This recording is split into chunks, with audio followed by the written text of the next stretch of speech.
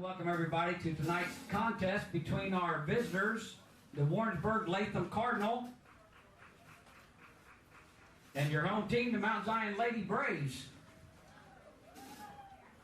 At this time, we would like to announce the starting lineup for tonight's game. First, for our visitors, Warrensburg-Latham, leading off and playing shortstop, number 22, Lindley Southern. Batting second, the designated player, number 14, Brianna Gray. Batting third, the catcher, number 17, Daytona Fowler. Batting fourth, the third baseman, number 9, Alana Hayes. Batting fifth, the pitcher, number 8, Cora Spiesel. Batting sixth, the left fielder, number 3, Emma Cook. Batting seventh, the center fielder, number 5, Carmen Howard. Batting eighth, the right fielder, number 21, Mallory Young.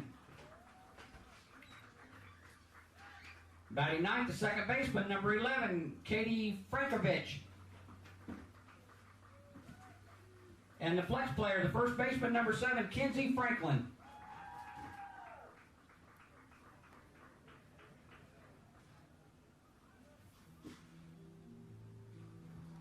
And now the starting lineup for your home team, Mount Zion Lady Braves.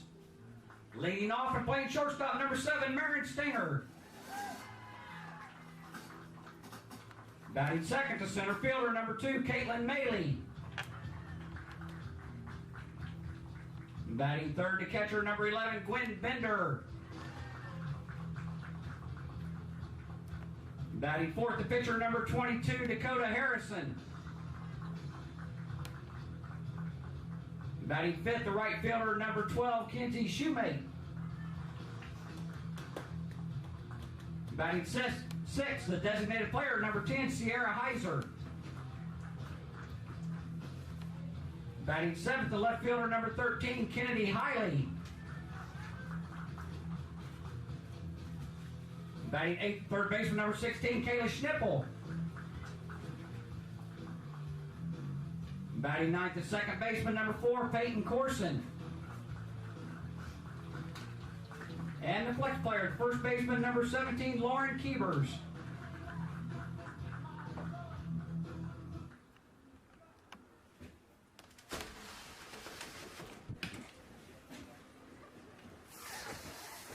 Now at this time, if we could have everybody please rise and remove your caps for the playing of our national anthem.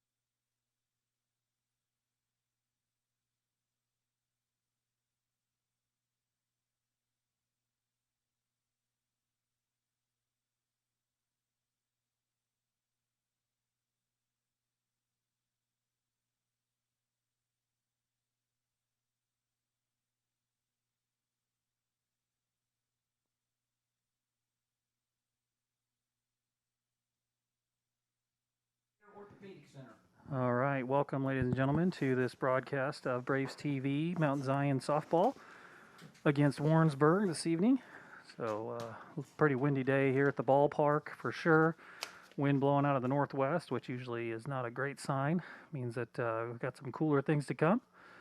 But we're looking forward to a softball game before any of that weekend ugliness comes, as Mount Zion takes on Warrensburg. Got Dakota Harrison on the hill. Very strong pitcher for Mount Zion, hard thrower.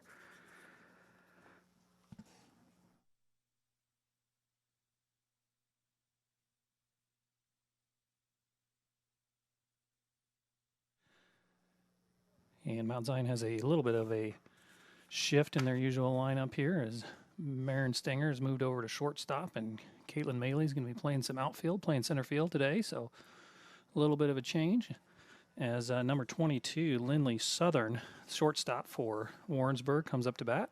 Leading off the top of the first inning for Warrensburg-Latham, the shortstop, number 22, Lindley Southern. Number 22, right-handed batter. And we're set for the first pitch.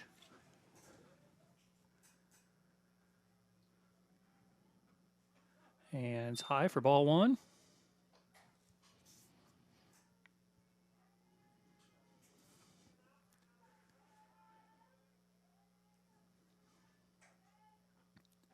And swing and a miss, strike one.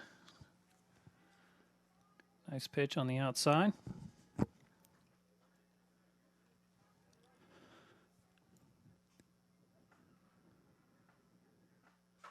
And a smash foul just past the third base coach. Hard hit ball. But we'll just call that strike two. So 1-2 count now on Lindley Southern.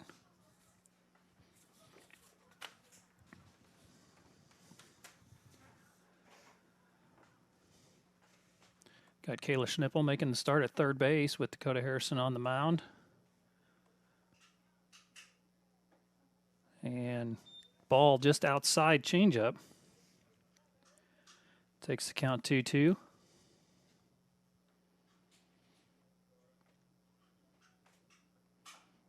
And Tapper back to the pitcher. And it's going to be the first out.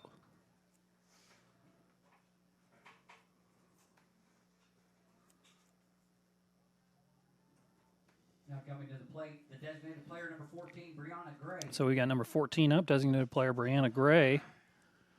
Another right-handed hitter for Warrensburg.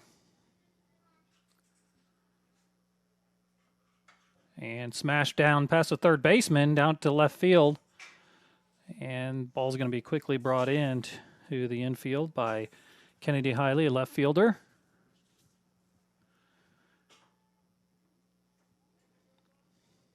So that's the first base runner of the day for the catcher, number 17, Daytona Fowler. Warrensburg. Hard hit ball down the left side. So she saw the first pitch. She liked it, so she took it. Now we've got the catcher up. This is Dakota Fowler, number 17. Gets a sign from her coach. Steps back in the box. She's ready to go. Got the shades on, despite the cloudy day. And she fouls that one back for strike one.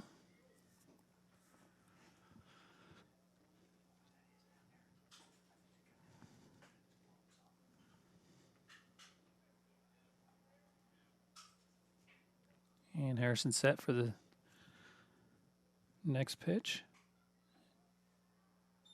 And it looks like that's going to be another ball taken outside. It's going to take the count to 2-1.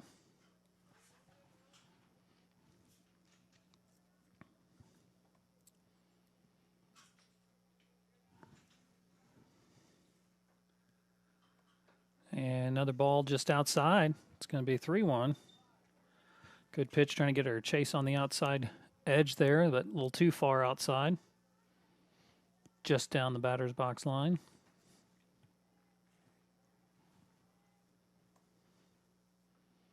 And takes high for, or swings high for a strike, takes it to a 3-2 count. Dakota Harrison going upstairs there, the high fastball.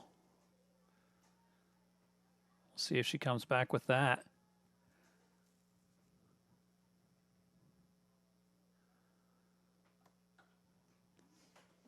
Nice little curveball there. Had some pretty good movement on it. Fouled away.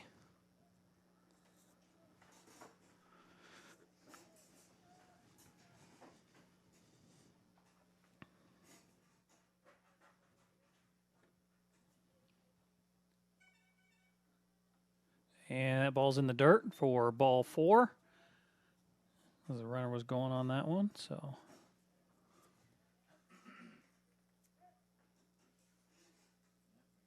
So we got 2 runners on now. Up now we've got Alana Hayes. She's the third baseman. Looks like we got a courtesy runner coming in for Warrensburg, number 13.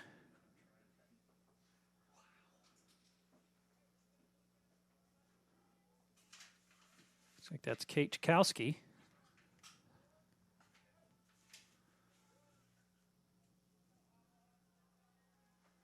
Now batting the third baseman, number 9, Alana Hayes. Wind's still blowing pretty hard. Ponytails flying everywhere. Got umpires' windbreakers really flapping in the wind. As the first ball is hit foul down the left side for strike 1.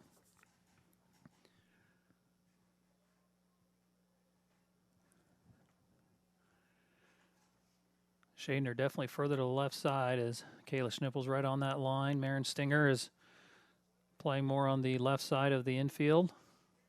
Pretty big hole down the middle. And she fouls back a second one. That's strike 2. Good start for Harrison here, getting her down 0-2. See what her pitch selection is. At this point, I imagine she's going to get her chase something outside. And she does. And that's strike 3 on the outside corner. That ball had some pretty good left to right movement from my angle, and that's going to be a backwards K for the second out of the inning. Now batting the pitcher, number 8, Cora Spiesel. So we've got Cora Spiesel, number 1 here, another right-handed hitter for Warrensburg. And she taps it foul down the right side. A little behind on that one for strike 1.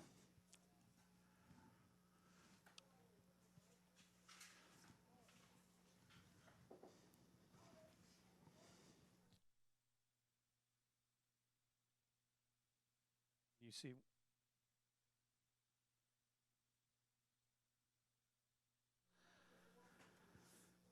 and she goes down 0-2 on there.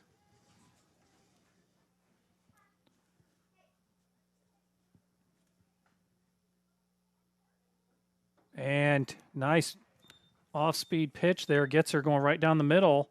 So Dakota Harrison, after getting 2 on, strikes out the last 2 batters. So we've got 1 run. I'm sorry, no runs on 1 hit, no errors, 2 left on base. And Mount Zion coming up to bat in the bottom of the first inning coming up.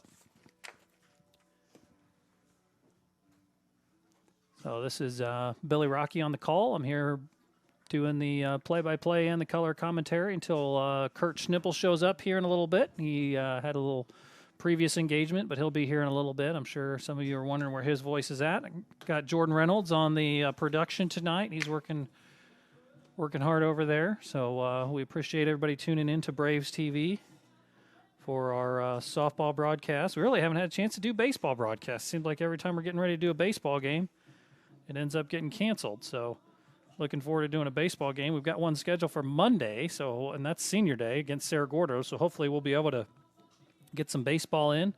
So I know some of you guys are looking forward to that. Also want to take a moment to thank our sponsors, ADM and ADM Cares, Decatur Dental Care, Kevin Fritchie at Brink Auto Realtors, Land O'Lincoln Credit Union, Mount Zion Foundation for Quality Education, Peerless Cleaners, Staley Credit Union, 217 Wiffle Ball Classic, and Wilson Garage Doors. We want to thank all of them for sponsoring Braves TV.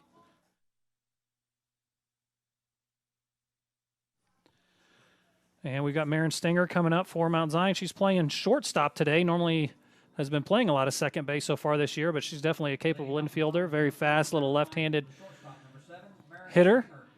And she can bunt, she can slap, she can hit the ball pretty hard too. As Warrensburg definitely is playing ahead, thinking that she's going to bunt or try to get something down the left side of the infield, and they're smart for thinking that because that's kind of her MO. And she's going to take strike one.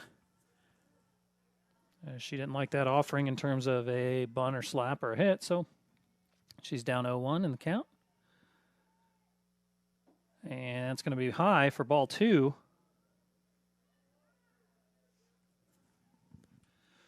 So 1-1 count on Marin.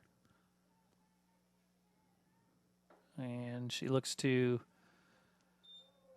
kind of took herself out of that play a little bit. She was moving forward and away, and that ball was on the outside. So that was 1-2 count. He's definitely got a wider strike zone right now as Marin slaps it down the left side, and the ball's thrown away gets past the first baseman, so Marin's heading to second base. And that's going to be an error on the shortstop, Lindley Southern, as she throws the ball in the dirt, and Emma Cook just couldn't quite get that. So that's going to be E6 on the call. As they definitely would have had her if she would have had a clean throw. Now batting the center fielder, number 2, Caitlin Maley. But it's a player on second base for Mount Zion, and Maley is up here. Maley, one of the smarter players out here, she's still got her sweatshirt on. A little chilly out there, keeping herself warm as she takes one ball high.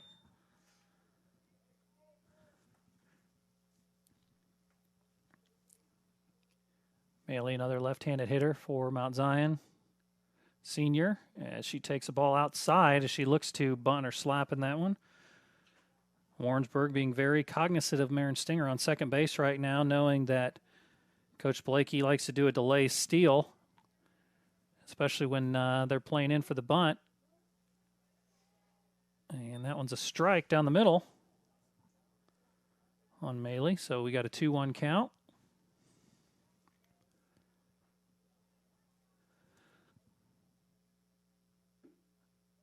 Takes the ball low. 3-1. Go to bat so far for Caitlin.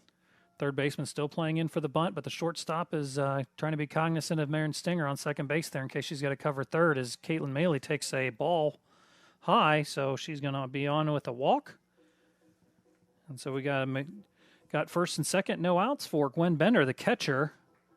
Very strong hitter. Number 11, Gwen Bender. Right-handed batter, so the first right-handed batter that Warrensburg's going to face this evening. And Gwen's looking to get an RBI.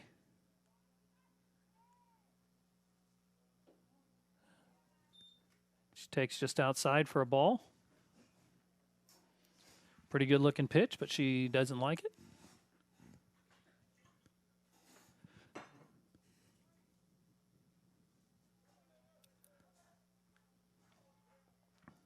And Bender's squares around a bunt, and they've got Marin Stinger dead to rights and a rundown. And she's going to be tagged out as she... Oh, no, she's not. She's saying that they missed her. So the pitcher who was covering third on that rundown is pretty sure she tagged her out. And coach wants to come out and have a conversation about that as Marin Stinger makes it to third and Caitlin Maley makes it to second.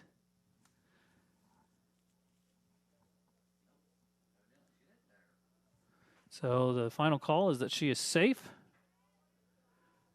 So I think maybe Coach Blakey had a play on there. He was, at least Bender was squared around a bunch, pulled back, and I don't know if Marin just didn't get a good jump or what, but that's second and third.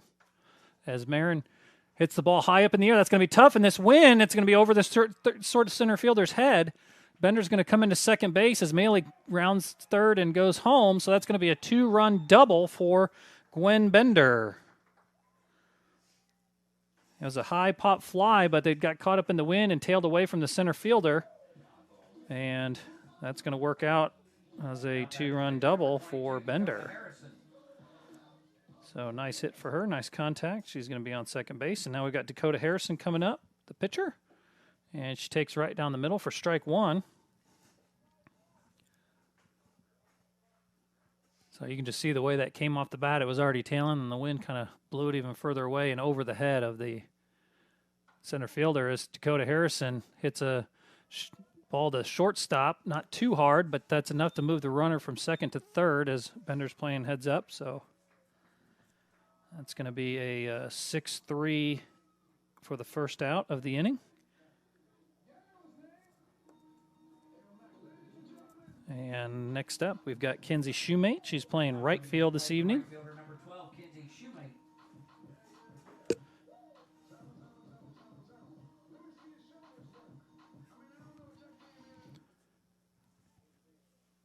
Shoemate hitting in the 5-hole tonight. And she tries to bunt and leaves Gwen Bender out to dry, and she's out. As I believe that was supposed to be a squeeze play there.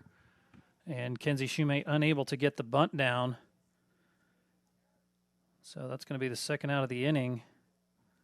That's going to go down as a 2-3.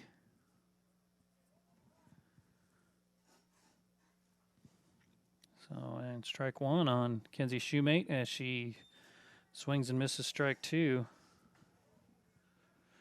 Kenzie Shoemate down 0-2.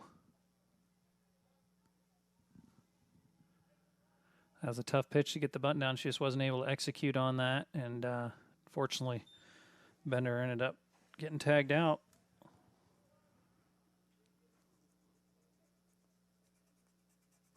As we've got a 1-2 count.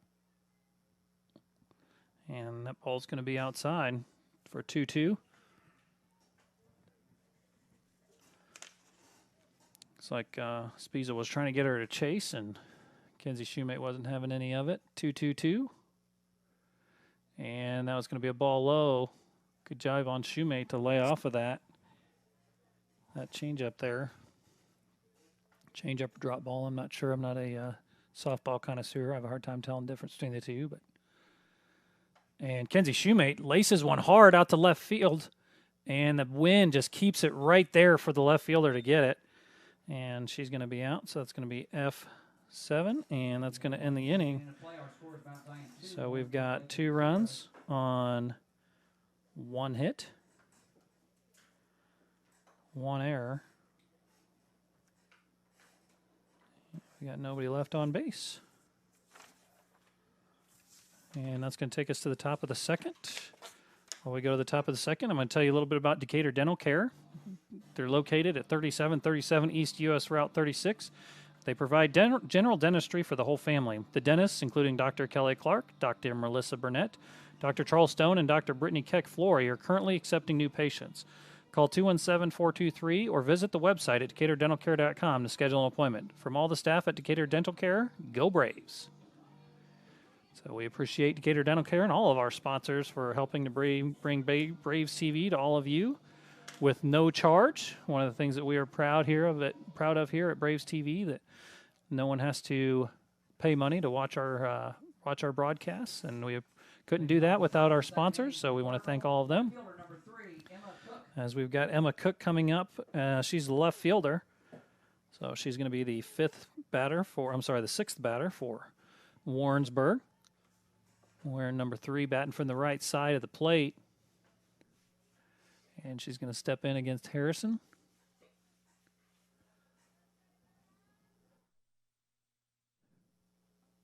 And that's going to be a nice pitch. Tailing inside for strike 1.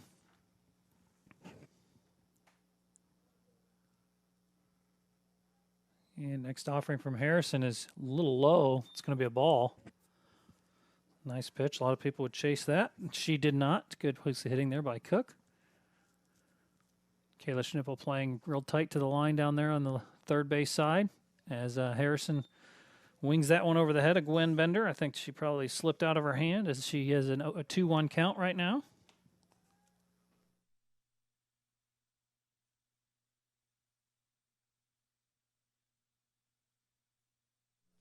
And that ball's fouled back for strike 2. 2-2 count on Cook.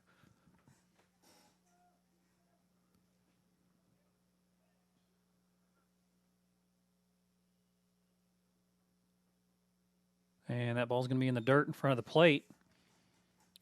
So it's going to be 3-2 count on Emma Cook. Cook seeing a lot of pitches here in her first to bat up.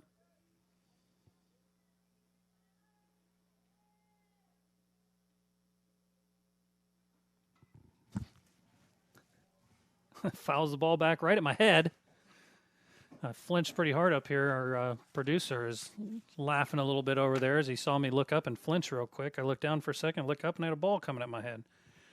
I've got a big net and a window between me and that ball, so not really much of a reason to flinch. As she takes high, ball 4.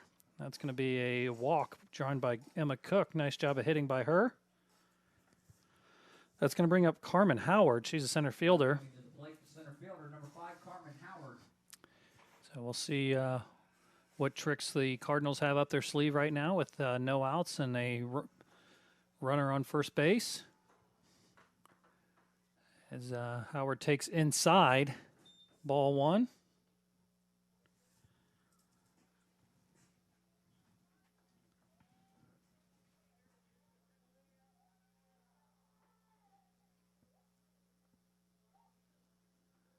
And that ball's going to be out to right field. Camped underneath of it. She did a nice job. That's Kenzie Shoemate out there in right field. I'm sorry. Shoemate out in right field is a little new for me. So yeah, Shoemate camped underneath of it, and so that's going to be the first out. F9 for Carmen Howard. So Mallory Young is up. She's the right fielder.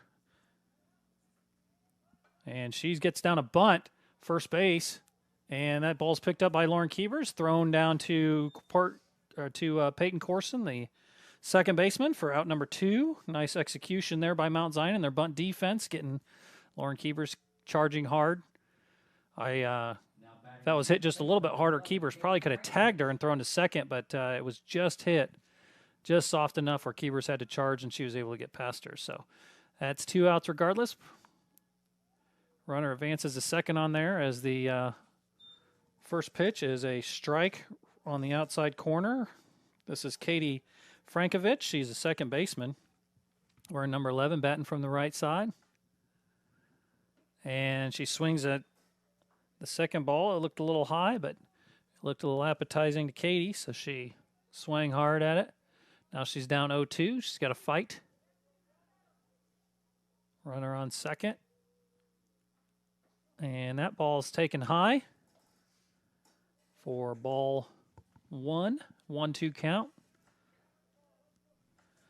So Dakota Harrison trying to get out of this inning without having to face the top of the order. And that ball's on the outside, so 2-2 count on Frankovich.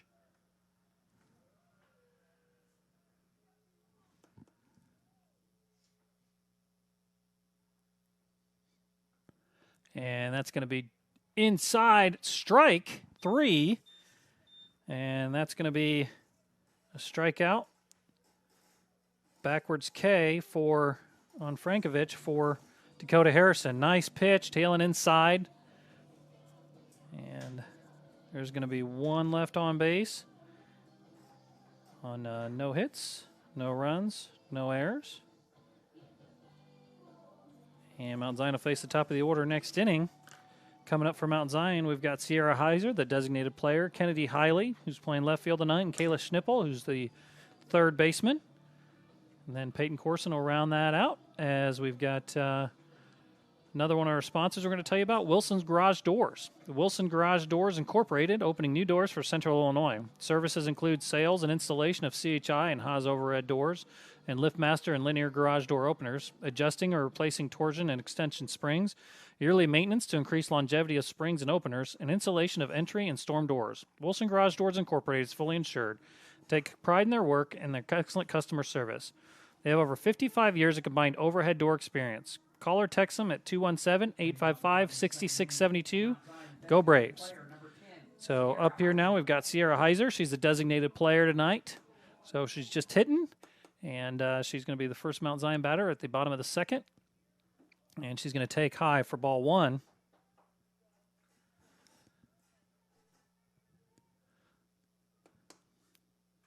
Sarah steps inside, ready to swing, and she's going to be fouled down the left field or down the third base line. So she's going to take that for strike one.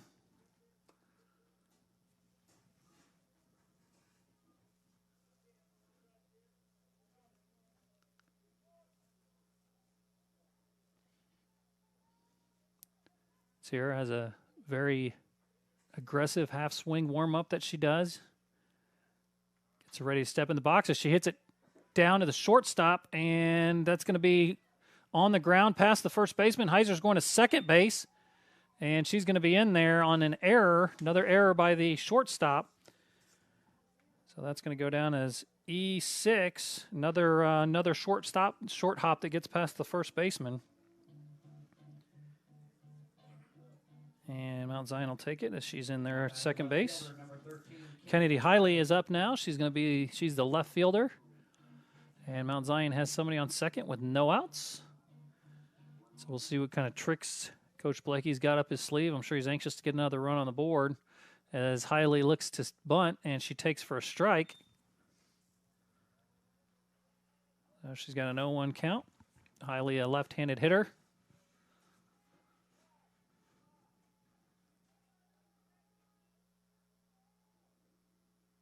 And she does get the bunt down. Back to the pitcher. Throws the first. She's going to be safe. Ball's overthrown the first baseman. That's going to mean Heiser's going to score. Hiley's going to third now, or thinks about going to third, as Coach Blakey had her rounding, but she's going to be stuck at second base there on that overthrow by the pitcher. So she's going to reach second base on an error on the pitcher. That's going to bring Heiser in for the third run of the game for Mount Zion.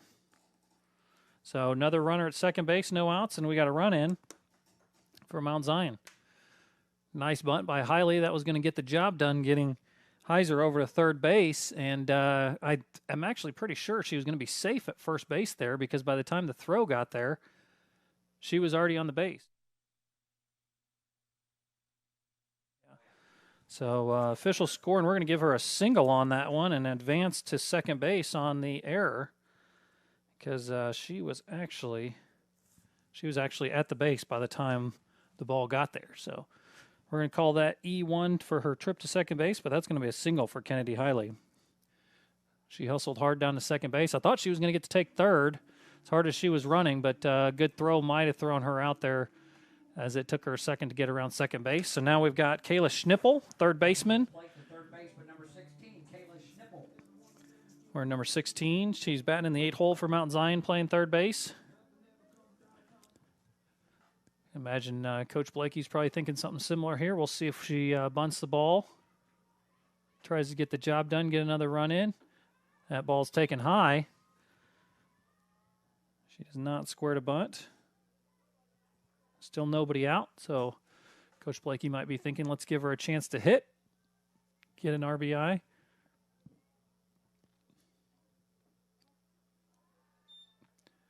And that ball's going to be low for for ball two. Kayla not afraid to see a few pitches. Sun peeks its head out from behind the clouds as a welcome sight for everybody. Kayla takes for a ball high. She's 3-0. Very appetizing looking pitch high, but she was a disciplined hitter.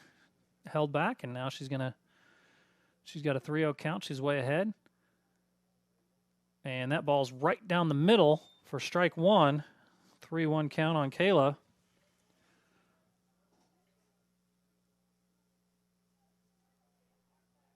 So we'll see what happens here. Kayla hits the ball hard to the shortstop. She's going to be thrown out, and that advances the runner over to third base. So Kayla gets some work done,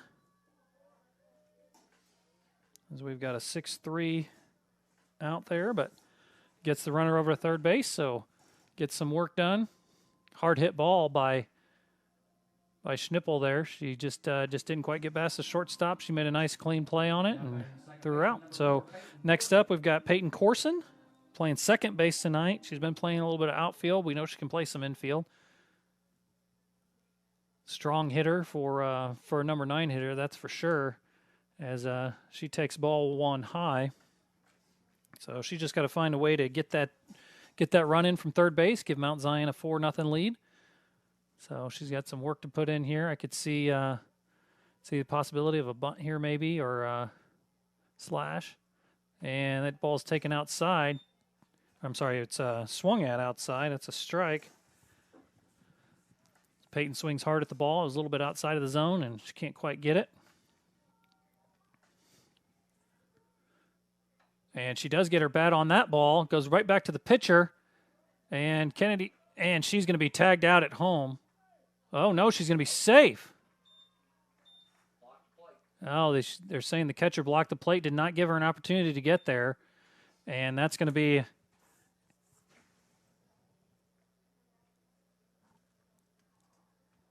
It's going to be an out. Peyton Corson's going to be out there. So that's going to be 1-3 for the second out of the inning. But Kennedy Hiley is going to be called safe there. So it's going to be an RBI for Corson.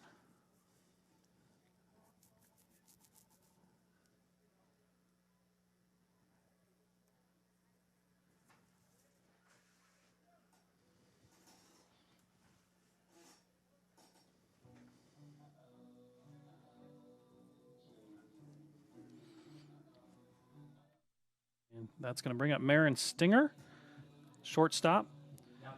Last time up, she reached on an error by the shortstop.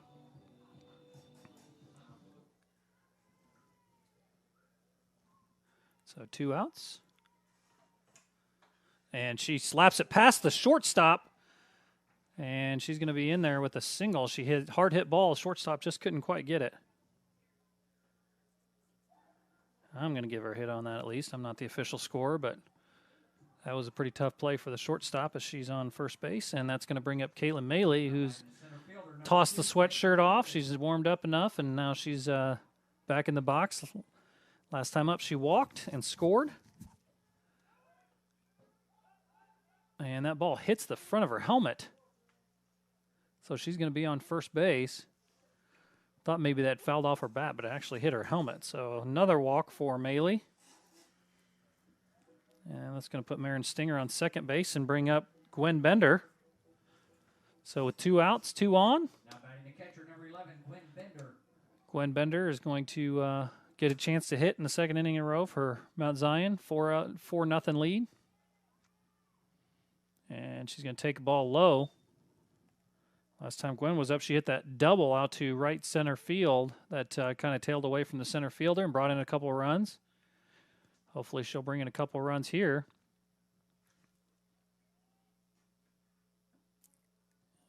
It's going to call that low and outside. It's going to be ball 2.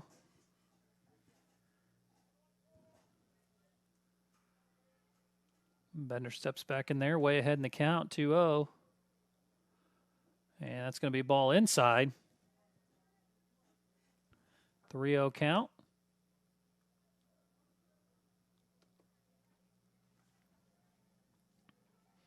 Good place to be for Bender with Dakota Harrison coming up next. And that's going to be a strike right down the middle. It's a good comeback pitch there by Spiesel.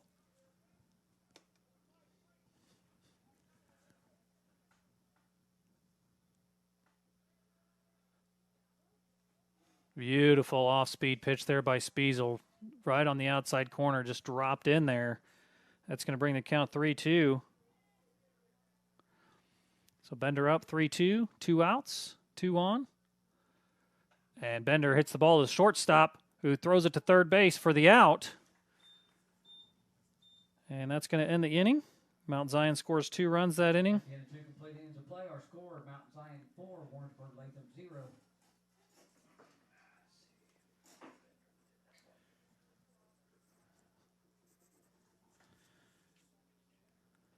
So Mount Zion in that inning had 1 hit, 2 runs. There was 1 error, and they're going to leave 2 on base. So another nice inning for Mount Zion, scoring another 2 runs, getting quite a few runners across, and With that, I'm going to tell you a little bit about Land and Lincoln Credit Union. They're a locally owned financial institution with nearly 75 years of service to Central Illinois. LLCU staff is dedicated to helping the community by providing sound financial education and quality banking products and services. Become a member today by simply living or working in one of the 27 Illinois counties LLCU serves. Visit llcu.org to learn more. LLCU is federally insured by the NCUA. Land of Lincoln Credit Union. Bank on learning more.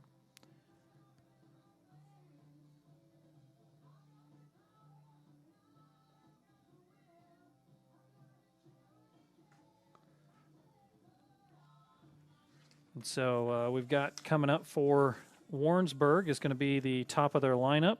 Lindley Southern, Brianna Gray, and Dayton Fowler. So Dakota Harrison getting the second crack at their lineup here. Up with a 4-0 lead. Top of the third inning. So Lindley Southern up. Last time she hit it to the pitcher and was thrown out at first base. So we'll see what she's got up her sleeve at this point.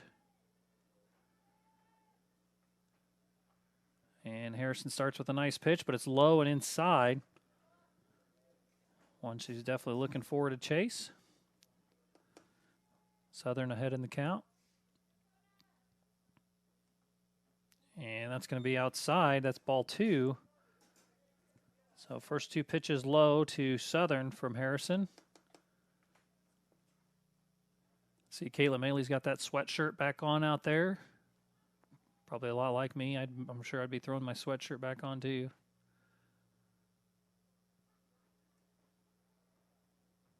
And another low ball. That's ball 3 to Lindley Southern. 3-0 count. Harrison looking to get a ball across the plate. And she does. That's going to be a strike right down the middle. And it's going to take the count 3-1.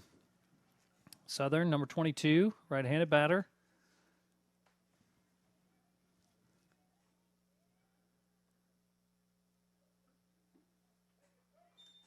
And that ball's taken low for a walk. So Southern on. And Coach Blakey probably not happy about that. It's hard to get past a leadoff walk. That's going to bring up Brianna Gray. She's a designated player. Wearing number 14, batting from the right side. Last time she was up, she had a single, a hard hit ball down the left side. And that ball's going to be outside for ball 1.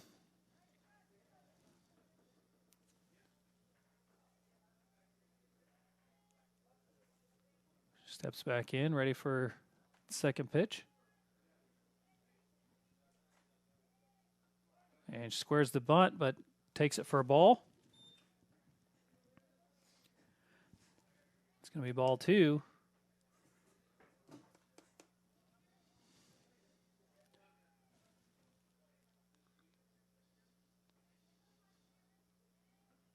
And Harrison hits her. Lower leg, so Harrison working to gain control of her fastball out there. And 2 on, no out here in the top of the third, and Warrensburg's in business as their 3-hitter, Daytona Fowler, comes up, strong catcher. Last time she was up, she walked. Now batting the catcher, number 17, Daytona Fowler. So Harrison giving up two walks here early, but one pitch can get her out of this. And that could be one. That's a ball that's like down to Kayla Schnippel, who fields it cleanly and steps on third. So that's going to be the first out of the inning.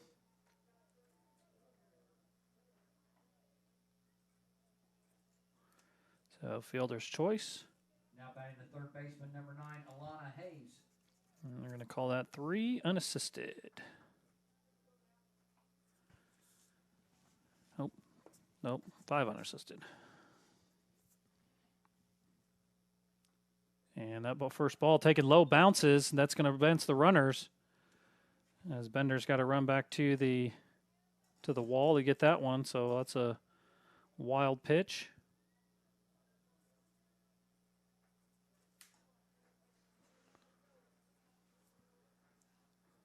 And this is Alana Hayes, third baseman. And that ball's low and outside for ball 2. Harrison's still trying to find that strike zone in this inning.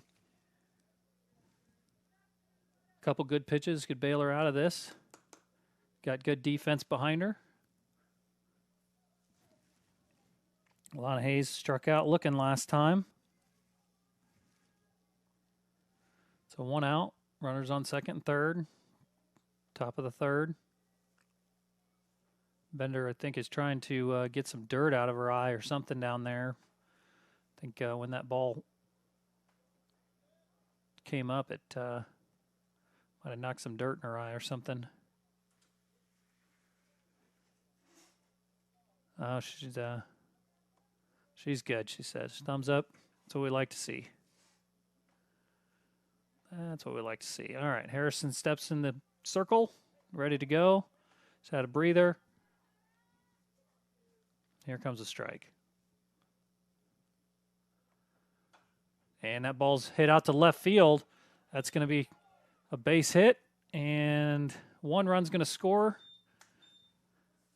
The other runner's going to stop at third, as that's going to be an RBI single for Alana Hayes. So nice piece of hitting by her, just getting the ball out to left field. Number 8, Cora Spiesel.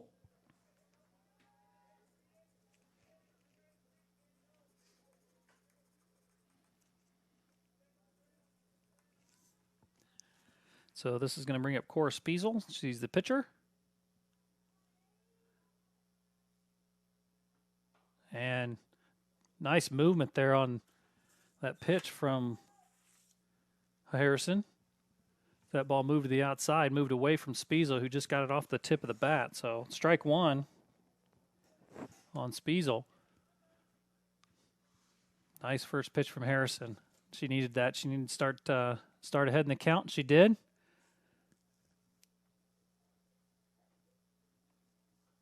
And another outside pitch. She gets her to chase as the runner takes second base. Uncontested. Hayes. So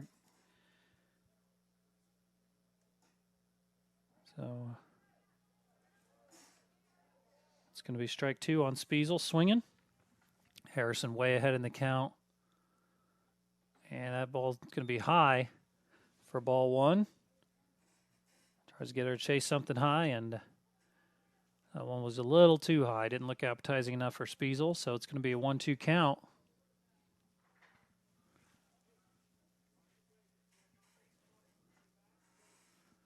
Umpire giving the plate nice little shining, and back at it here in the top of the third. And she gets her strikeout. Ball way outside. She chased it, and that's going to be a strikeout on Spiesel for the second out of the inning. It's going to bring up Emma Cook. Cook, who walked last time she was up in the top of the second. And she's a left fielder. So 2 outs, runners on second and third, and Harrison looking to get out of a jam here. Starts with a low ball, gets away from Bender, but not too far away. Still a good pitch to start out with. That was still an appetizing looking pitch, just a little low.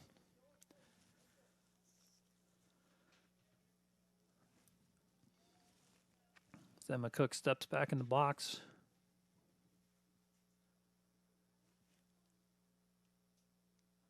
And that pitch is outside, swinging strike on Cook. It's going to bring the count 1-1. Again, that pitch, nice movement for Harrison on that curve that just moves away from the batter. And that ball's going to be high. It's going to get away from Bender. Bender's got to hustle back to get it, and the runner's going to be safe. And so that wild pitch is going to score Fowler.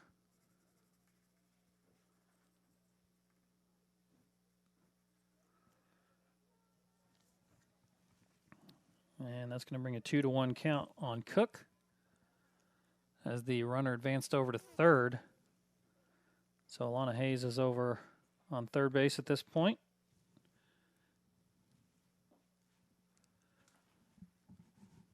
So Harrison trying to find a way to get out of this inning.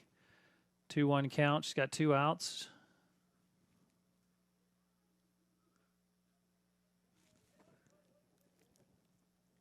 Hayes is down there telling Cook to get back in the box. Hurry up. It's cold out here. Keep it moving. Or something like that. And she calls timeout. So Cook really taking her time there in that box. She want to think about it a second. She wants to find a way to get Alana Hayes in from third base. And that ball's going to be taken inside. 3-1 count on Emma Cook. Harrison trying to find a way to end this inning with this batter.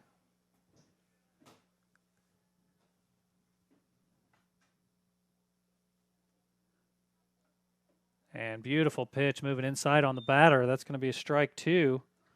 3-2 count on Cook.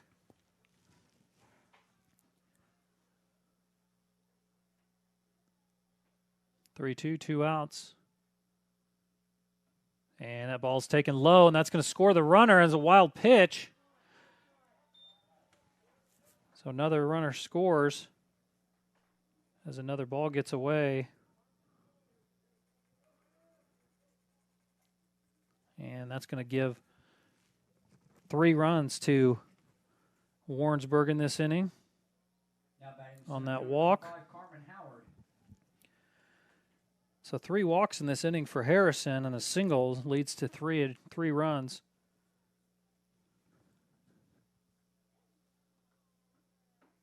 And the first pitch taken up high for ball 1 for Carmen Howard, center fielder.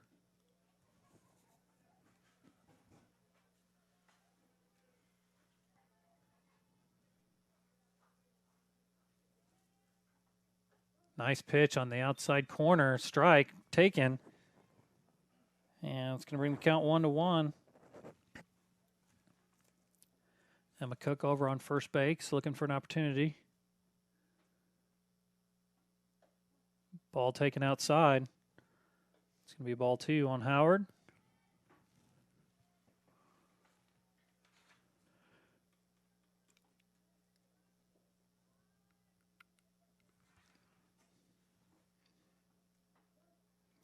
Nice strike on the inside corner.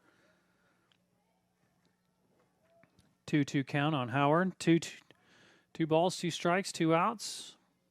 Top of the third. Ball high. It's going to bring the count to 3-2.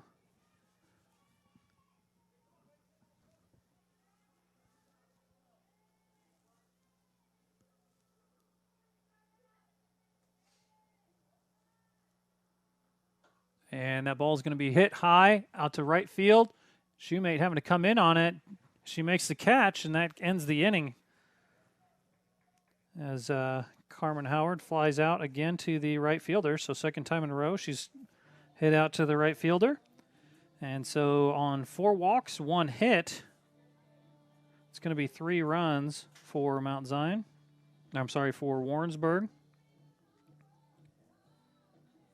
And it's going to leave 1 runner on base. Next inning up for Mount Zion, we've got Dakota Harrison, Kenzie Shoemate, and Sierra Heiser all due up for the Braves.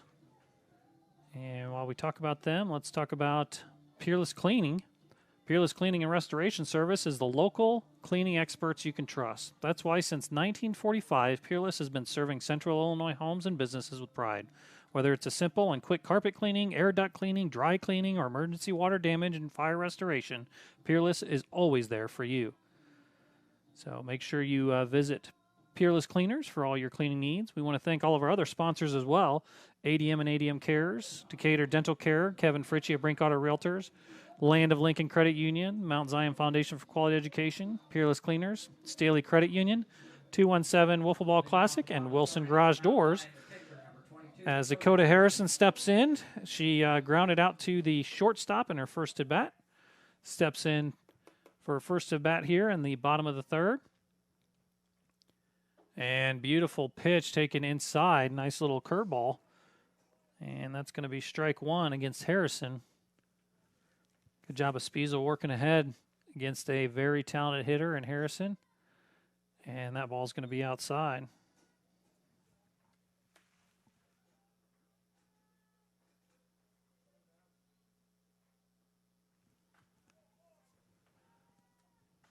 One count on Harrison.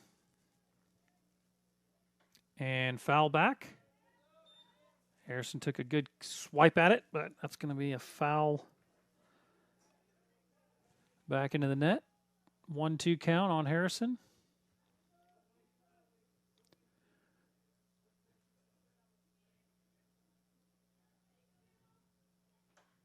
Harrison waits on the off-speed offering and flies out to center field.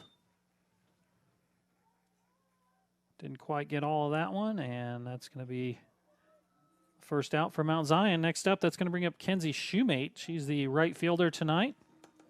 Now batting the right fielder, number 12, Kenzie Shoemate. And Shoemate flew out to the left fielder last time she was up. And she takes on the outside corner for strike one.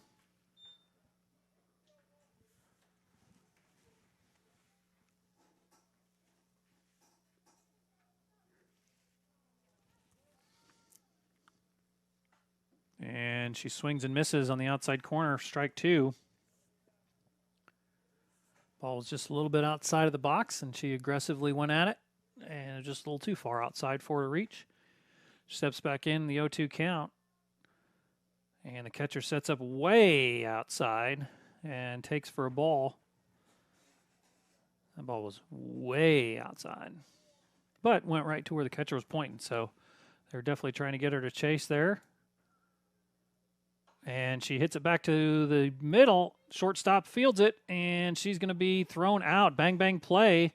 Nice play by the shortstop out there, Lindley Southern, getting it over to first base. So after a little bit of a rough start for Southern, she's thrown out a couple of batters, and that's going to be the second out. Designated player, number 10, Sierra Heiser. And that's going to bring up Sierra Heiser. She's a designated player. Reached on the an error by the shortstop in the last inning. So she's going to be up here with 2 outs in bottom of the third. And she hits it hard down to the third baseman, who fields it cleanly and overthrows the first baseman, and she's going to go to second base. So Heiser is going to end up with another error reach on base there. So she's going to be on second base, and that's going to be an E5. Now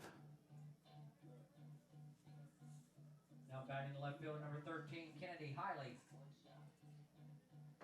And that's going to bring up Kennedy Hiley, left fielder. Last time she bunted and got to first base on a single since they weren't able to throw her out. Off-speed pitch there. Gets her for strike one.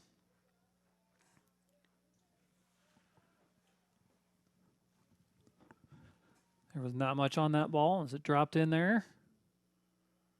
And she hits it just over the pitcher's head. That's going to be tough to get her. She's going to be safe at first base.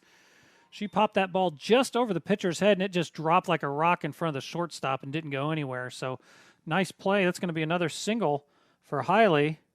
So 2 infield singles, and that's going to advance Sierra Heiser to third base and bring up Kayla Schnippel with an opportunity here to get an RBI. Last time Schnippel was up, she grounded out to the shortstop as she moved the runner over in the first in the second inning. So runners on first and third as Hiley's looking to take second base, but she's going to wait. Strong arm on Warrensburg's catcher for sure. That's Daytona Fowler, and that has not gone unnoticed here. And Schnippel hits that ball. It's a high ball out to the second baseman, and she grabs it for the third out of the inning.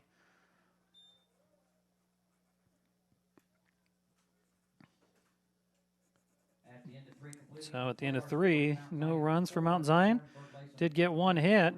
It's going to be 1 error, and no one, I'm sorry, we had 2 people left on base there. So Not the inning Mount Zion was hoping for, but they did get a couple runners on base there. And with that, I want to tell you about our final sponsor. The 217 Wiffle Ball Classic is a local 501c3 that was formed to raise funds to further education, awareness, and research of Alzheimer's disease both locally and nationally. They are also proud to be able to support their community by providing resources for local families in their time of need. For more information on the upcoming Backyard Wiffle Ball Tournament on August 10th to 15th, please visit their webpage at 217wbclassic.org. Again, we want to thank all of our sponsors for Braves TV, helping to bring this broadcast and so many other broadcasts to you. As we are rounding out our year, we were just talking earlier, there's, I believe, 11 more school days left after this one, or I think it was 11 or 12. So these kids are almost in double digits for school, but hopefully the softball team is going to keep on trucking after that and have quite a few more games, which would be awesome. Same thing goes for the girls soccer team, boys baseball team. Hopefully tennis is also going to have quite a few things going on. Wrestling having their senior day on Braves TV here on Saturday morning. So tune into the Wrestling Senior Day. High school wrestlers, I believe it's their our first high school wrestling event on Braves TV. So we're excited about that. As Mallory Young steps up into the plate, she's the right fielder last time up.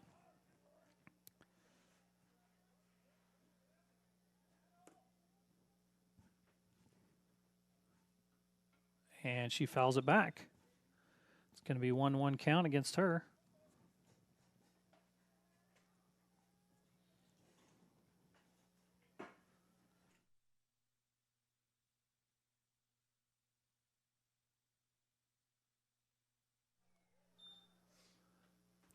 Ball taken high for ball 2.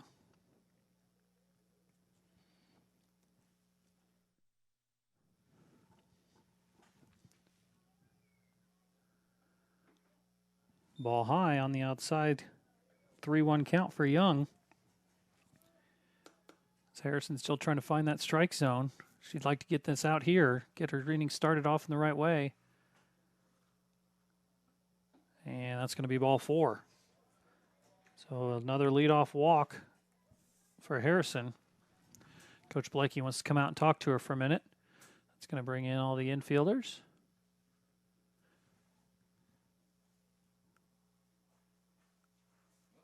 And that's going to bring in Kayla Schnippel to pitch for Mount Zion, as Harrison's going to move over to third base.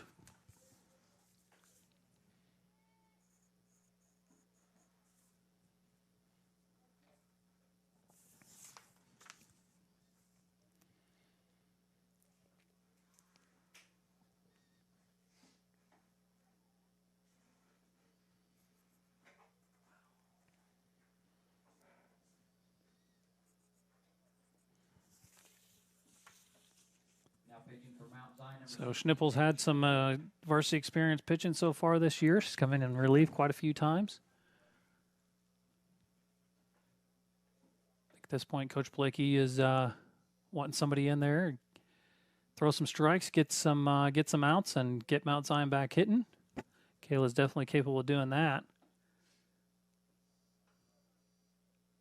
Kind of an uncharacteristic outing for Harrison there to have a little bit of trouble with her pitching, but I'm sure she'll come back around. Very strong pitcher for Mount Zion.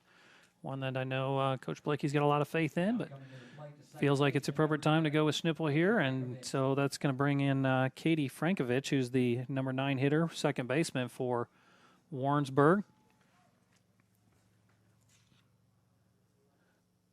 And Schnippel is getting ready for her first pitch. And it's on the outside corner, strike 1 for Kayla Schnippel.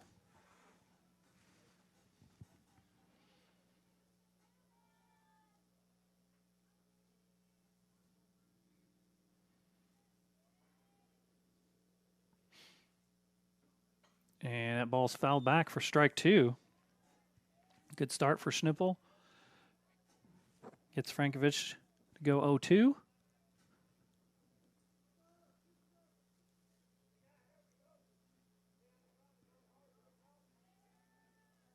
Schnippel back in the circle. And that ball's just outside. Good pitch. Tries to get her to chase. 1-2 count. No outs here in the top of the fourth. Still got a runner on first base, Mallory Young. And that ball's hit out to right field, just outside, just a foul, just outside the line. That ball was tailing away. Frankovich doing a nice job of getting her bat on it and keeping herself alive. 1-2 count.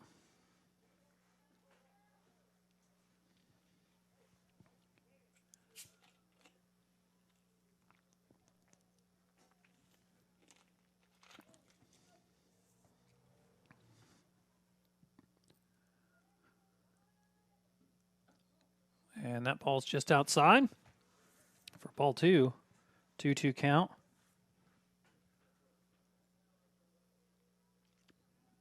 Sure, it can't be easy to pitch out there right now with the bare hand, this wind blowing, chilling your bones. And nice pitch for strike 3. Beautiful pitch just on the outside corner of the plate. Looked like it was going to be outside, and it just gets enough of the plate for a backwards K. And Kayla Schnippel's got the first out of the inning for Mount Zion. That's going to bring up the top of the order, and Lindley Southern. Southern already has she batted back to the pitcher in her first at bat, and then Now batting the shortstop, number 22, she was tagged out, hit down to the third baseman, and was tagged out on the second time up. I'm sorry, no, she walked her second time up. And was tagged out at third. And she hits it down to the third baseman.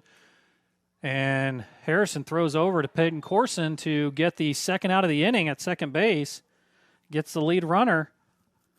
Nice play there by Harrison. As the ball came to her quick, she was able to turn and get it over to Corson. Player number 14, Brianna Gray.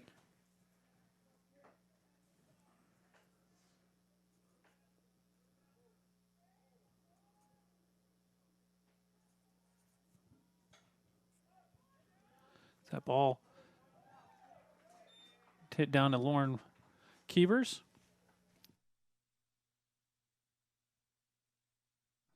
I'm sorry, the ball hit to Corson, and she tosses over to Keevers, and that's the third out. So Kayla Schnippel able to come out, do a nice job going 1-2-3 in relief.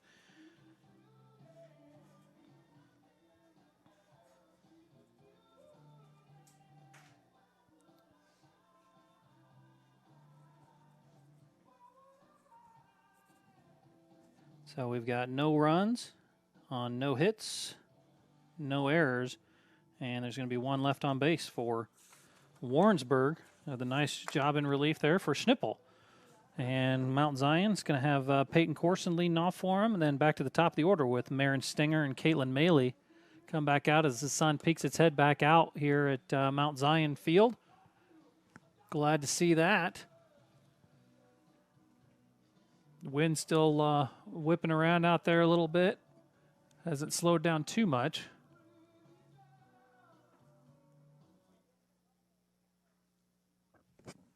And we are ready for the bottom of the fourth inning.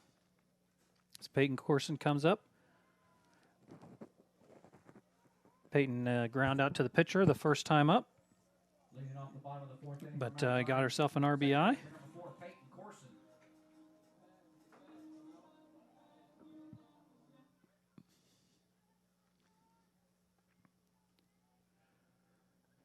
And she takes strike 1 right down the middle. Just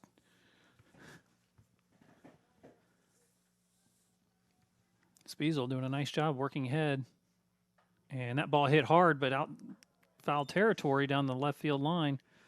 And that's going to be strike 2 on Corson as she got all of that, but it was definitely out, definitely foul. So you'd expect Spiesel here. I imagine the catcher's probably going to set up outside and try to get her to chase.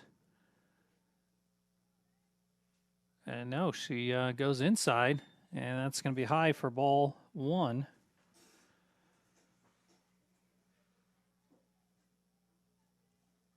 So 1-2 count on Corson. And she does a nice job of fighting off that changeup. Good job of staying alive there as that ball just did not have much on it. And Takes high outside for ball 2. So Peyton Corson doing a nice job of staying alive here. Trying to find her pitch.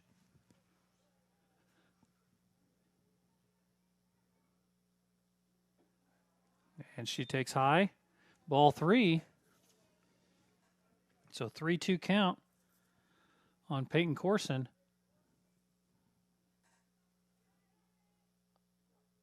And she hits it hard down the right field line or left field line, but it's going to be foul just outside the line.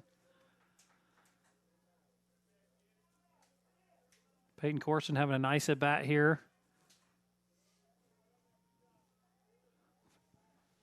Fouled off a few balls pretty hard, and she's got herself to a 3-2 count. Not wanting to go down easy.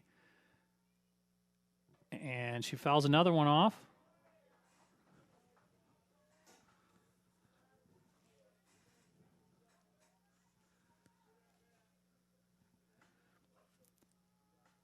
So good at bat for Corson so far. Needs to finish it off with a hitter walk. And she takes low and inside, so goes down 0-2, but she fights and fights and fights and gets herself a leadoff walk. Excellent at bat there by Peyton Corson. Very good work by her. And that's going to bring up top of the order with Maren Stinger. Stinger reached on an error in the first inning and then had a single in the second. And has a run scored today already. Getting a lot of respect from the third baseman. And she gets hit. And so that's going to...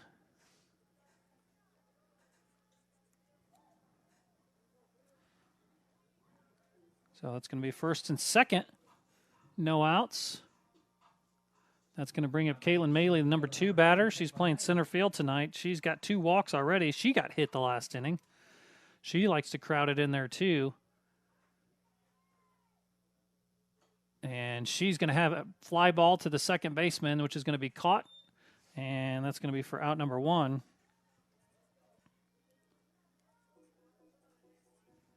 So nobody able to advance there on that little fly ball. And still first and second as Gwen Bender comes up to bat. Bender's already got a double in this game. And she grounded into a fielder's choice. As I'm joined by Kurt Schnippel here.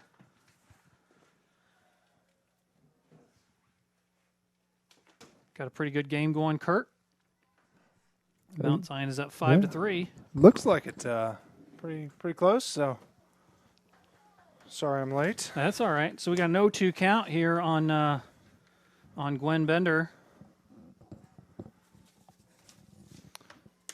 Oh, I got to do that? Yeah, I'm assuming you want to. You like to more than me. I kept it for you up till now, but I just handed the book over to Kurt because he's the book man. So Must have been outside for ball 1. Yeah, Yep. 1-2. 1-2 count.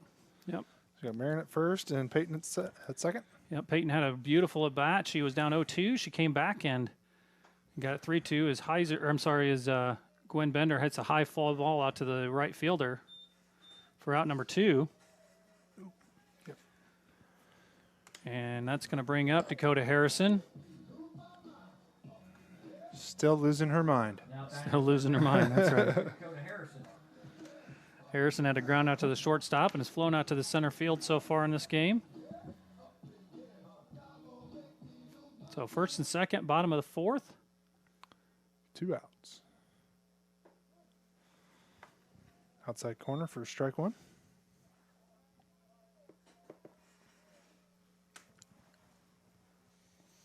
A little chilly out there tonight. That's why I'm glad I'm in here. Yeah. Just outside, just on the outside part. He's called that a strike a couple times tonight, but Harrison doing a nice job of taking that pitch. 1-1 count.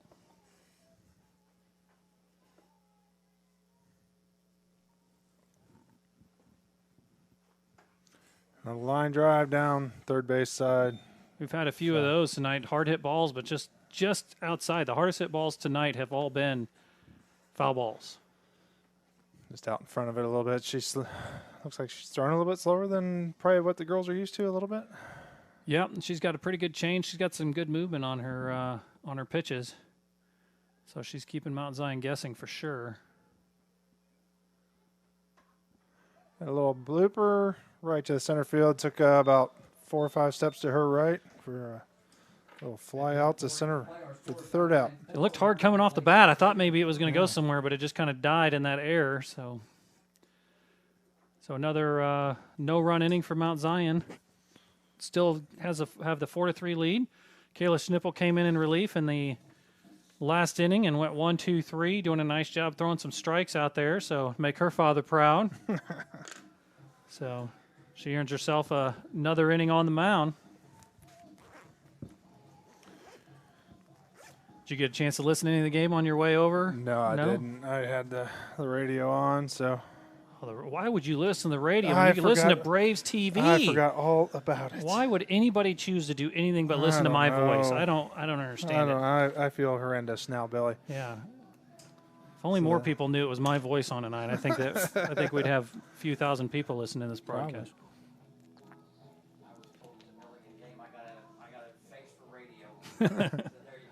Yeah, it's pretty fortunate we don't have cameras here in the press box because Billy and I do have faces for radio. Yeah. So it's what? Gwen behind the plate, Dakota at third, Marin at short, Marin's playing short because Maylee's out in center field tonight. and Peyton's at second. Yep, and we've swapped some of our outfielders too. Is Kenzie Shoemate's out in right field and Kennedy's out in left field. So Shoemate's had her hands full a little bit. She's taken a few hits out there tonight. She did a nice job catching a couple fly balls. So I don't know. Coach Blakey might have been on something there with his defensive alignment because so far we're doing pretty good. Mm-hmm. Brings up Daytona Fowler.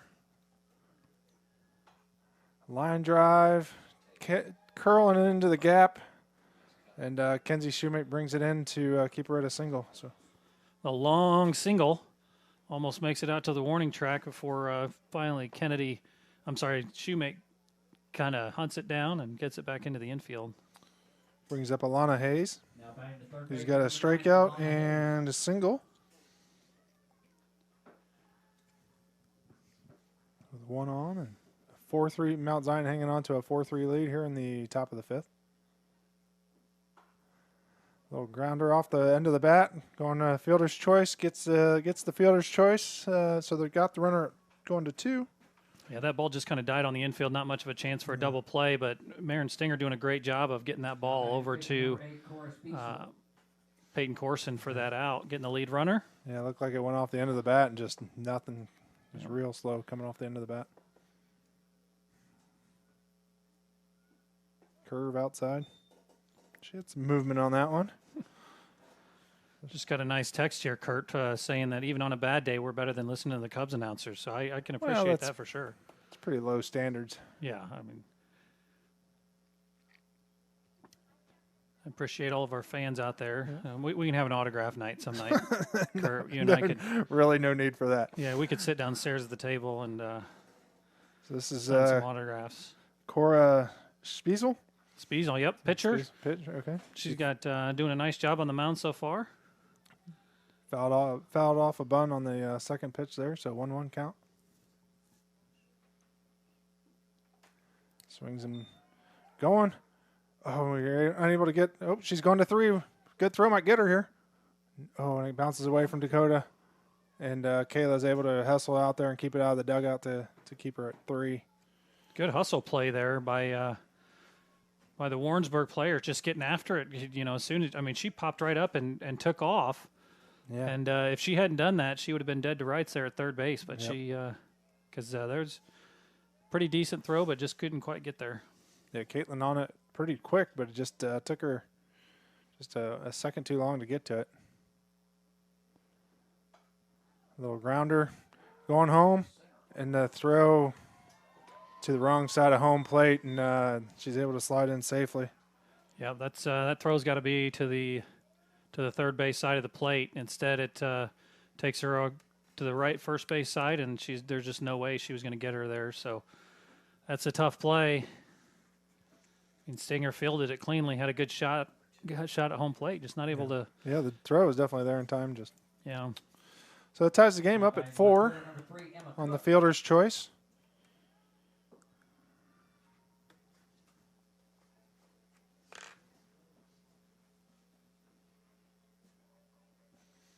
Or they got a courtesy runner there for the pitcher.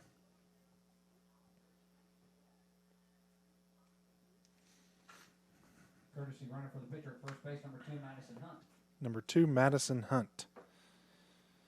Brings up Emma Cook, playing left field. She's got 2 walks on the night, so been on base both times she's been plate appearance, but first was as far as she got. So got 1 out here. We'll see if we can get her off the bases before.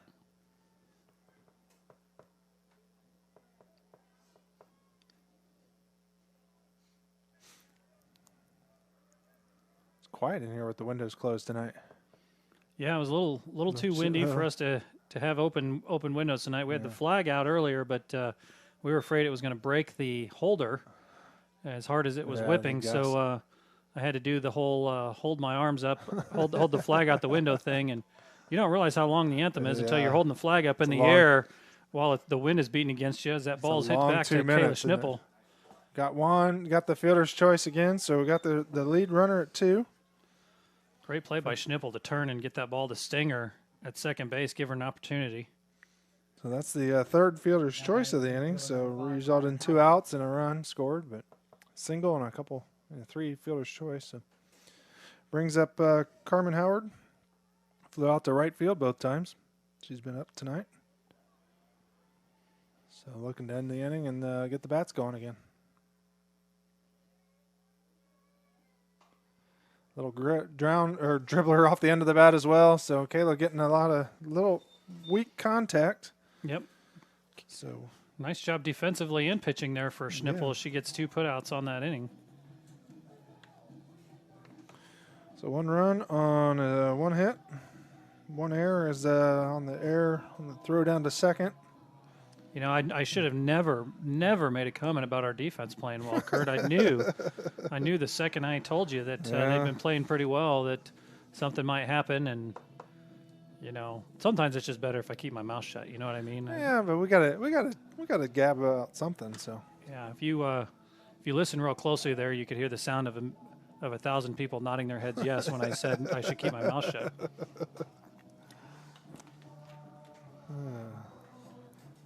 So we got bottom of the 5th inning for Mount Zion coming up here, tie game. After kind of a flurry of runs early, we've kind of had a couple offensive drought. And this brings up Kinsey Shoemage, who's flied out to left field and had a ground out to shortstop. And her 2 at-bats. Yep, Shoemate's made some pretty good contact tonight, just hasn't quite gotten the ball in there.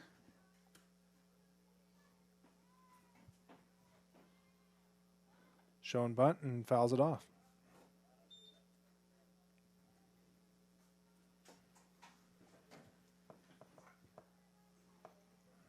Blake, you always thinking of the next move, trying to set up something there. So yeah, that doesn't surprise me.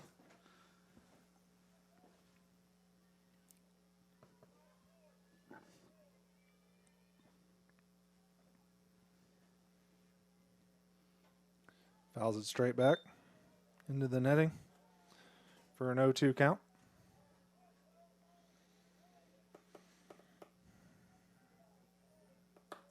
So Kinsey, one of the 4 seniors on the team this year, they're looking to have a better second half of the season than they're having in the first half here. As they're been kind of a rough go. We played some tough teams, and looks like they had a game canceled against Vandalia last night. Yeah. Last night. So apparently their field was a little too wet, and ours was nice and playable. So we went ahead and practiced outside. Yeah, yesterday ended up being a pretty nice day out. Brought my daughter up to the cages for a little bit. Mm-hmm. Had a nice track meet over there on Braves TV. That's right. Was it junior high or high school? It was a high school track meet. Yep. Girls took first, and I believe the boys took second in that track meet against Muhammad and ALAH, and I think Decatur Christian was over there as well. Okay. So Kinsey's taking 3 balls for a full count here. Pops it up. Foul territory. The first baseman has it bounce out of her glove. So Kinsey gets new life there. Hopefully she'll take advantage of that. She's new life. like you said. Hopefully that's a play that'll come back to haunt Warrensburg. Yeah, so Kenzie Kenzie at first base just unable to get underneath it. Oh, that's a nice fly Yeah. ball there. She hits it hard almost to the track as the left fielder can't quite get there. The wind just killed that ball. That did. Yeah, that's a tough ball to judge there. I think the left fielder actually outran it a little bit and had to get her glove out. Which way is it? Is it It's blowing in from the northwest. Is it? So kind of in from that direction? Yeah, it's definitely blowing in from that direction. Yeah, they're about halfway out. I thought there was no way that was staying in the park, but yeah, we were talking earlier. Probably not going to be any balls hit out to left field tonight. So it brings up junior Sierra Heiser, number 10, designated player. Bunts, puts a nice bunt down third base line and sacrifices that out and gets Kenzie over to third. Nice bunt, just put it right where she wanted it. Mm-hmm. Left fielder number 13. It's a sophomore, number 13, Kennedy Hiley, one of the 3 sophomores playing tonight, along with Kayla and Dakota. Swinging from the left side as she has for a few years here. So Kennedy's got a couple hits today, none out of the infield. Yeah, she had a nice bunt hit earlier that she ended up on second base, and then she hit the ball just over the pitcher's head, and they had no chance. Oh, there's a nice line drive. Clear. Oh. And I think Kenzie from at third thought, man, there's no way that that was a sharp line drive that I don't know how she caught it. I thought, man, there's Coach Blakey's back there telling her, that is over there. You can tell he's telling her that you've got to get back right away on that. Yeah. Because even if that drops in for a base hit, she walks home. She got plenty of time, yeah. So, man, the way that came off the bat, I thought that was clearing the right fielder as shallow as she's playing, but be a great chance for Kayla here to help herself out. Takes high for ball one. So Kayla's got a pop up to second base and a ground out to shortstop tonight.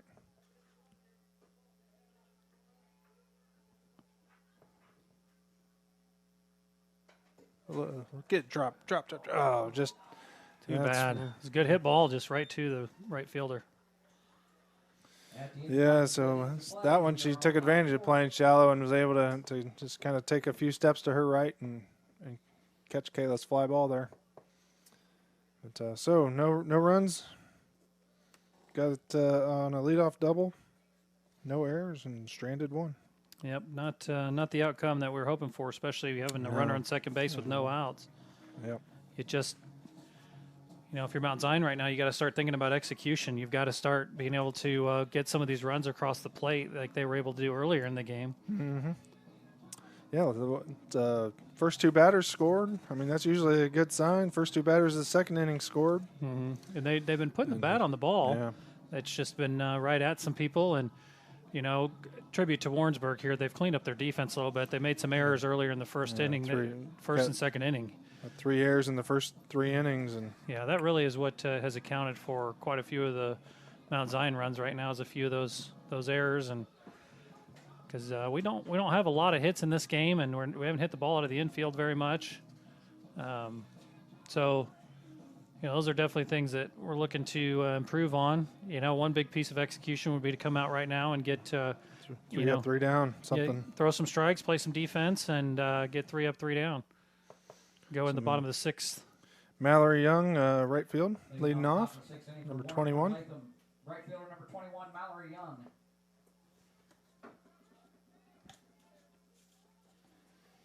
I believe is there a JV game after this, Kurt? There is, so it's going to be a late night. And we got the junior high awards banquet, so I know some of the fans in the stands have to go over and watch that. Yep. So the junior high awards are also going to be on Braves TV. So after the varsity game, I'm going to be popping over there since I've got an 8th grade daughter, and hopefully she'll get an award. If she doesn't, then she'll walk home. Ooh, must have been low. That one looks pretty good there, but 2-0 count.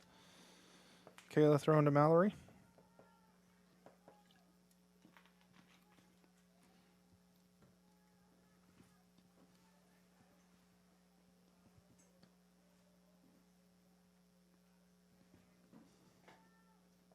Yeah, I had to inside.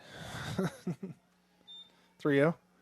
I was the reason I was late. I had a couple young future Lady Braves out doing hitting and pitching lessons over in the Bone Dome over in Bethany tonight. So Very nice. A lot of our Mount Zion players work out over there. Is that a ball outside? leadoff walk to Mallory. Brings up Katie Frankovich, playing second base. Is struck out both times. Oh. Looks like we're going to have a pinch hitter. Number 15. Shelby Oakley. It's number 15, Shelby Oakley. Now pinch hitting, number 15, Shelby Oakley. Looks like she'll be swinging from the left side. So we'll see if Oakley's out here to hit or if she's out here to bunt or what she's able to do. You know, this is that point in the game where it's 4-4. You start thinking about, you know, one more run might do it. I think that's what Blakey was thinking when he had Sierra bunt in that last inning. Yeah. Just trying to get her to third with one out, and you think, oh, just any ground ball can get. She pops it out to Dakota's able to pop or snag it in. So a little pop out to third base. Like those one quick outs. That's good. Yeah. One pitch, one out. Number 22, Lindley Southern. Brings up the top of the order, Lindley Southern, number 22. Here at a tie game in the top of the sixth. 4-4, one out. Hopefully Kayla can get a couple ground balls here, a couple outs, and spoil that walk. There's the ground ball, but it's right between Marin and Dakota in the gap between third and short. So another single given up. So leadoff walk, so that brings Mallory Young over to second base and puts Lindley at first. So we've got one out. 14, Brianna Gray. Brings up number 14, Brianna Gray. So Kayla and Bree played with each other for a few years over at on their travel team. So these two know each other. Bree's a pretty good hitter. Takes Nice first pitch. Inside corner for strike one. Very nice first pitch there by Kayla. Yeah, if Bree tried to swing at that, there wasn't a whole lot she would have been able to do there. Nope.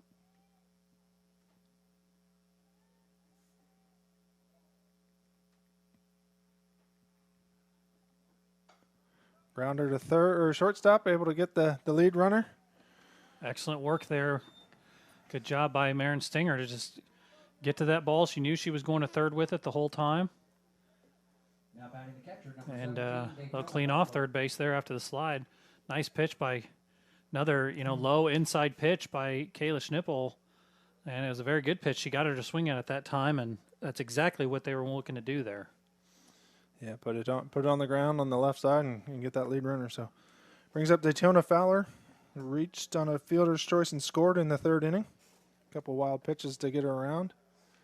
Kayla hits that outside corner for strike one.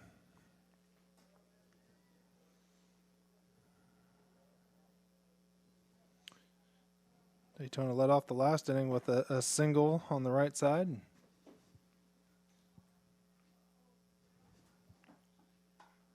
Another weak grounder off the end of the bat. And Corson tags her. Corson tags the Bree going to second. So Great job by Kayla Schnippel. After giving up a leadoff walk and a single, she's able to just continue to throw strikes and get these hitters to ground out and play some defense. So nice job, nice inning after a leadoff walk. So no runs on one hit, no errors, and two left on base. So tied game, heading to the bottom of the sixth, tied at 4. I'm assuming that Katie Frankovich, number 11, is subbing back in for Shelby Oakley. Looks like she's, number 11's there at second base. So it brings up Peyton Corson playing second. Speaking of second base, there playing there for tonight. Got another senior. So you got Peyton Marin, Lauren Keebers playing first tonight, and Caitlin Maley.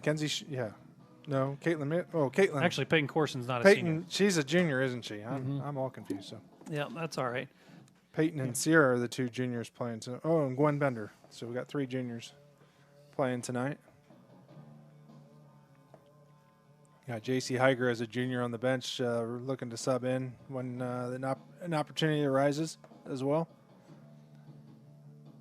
So not exactly an old team for Greg this year. Nope, definitely not. Not a lot of seniors. He's been playing those 2 or 3 sophomores every game, looking to get them some experience. Got plenty more sophomores getting some good experience on the JV team. Peyton walked and ground out to the pitcher first at bat. Yep, her last at bat was that real good at bat where she went down 0-2 and then took a walk after fouling off several pitches. So hopefully she can repeat that performance here and get herself on base, get things started, get back to the top of the lineup for Mount Zion. Fouls off the inside pitch for an 0-2 count. So far, this is bat starting the exact same way as the last time. First strike, then foul off, and like some boys are getting ready to do some practicing over on Diamond too. Outside and low, trying to get her to chase, and she's too good of a hitter to chase something that far out of the zone. So yep.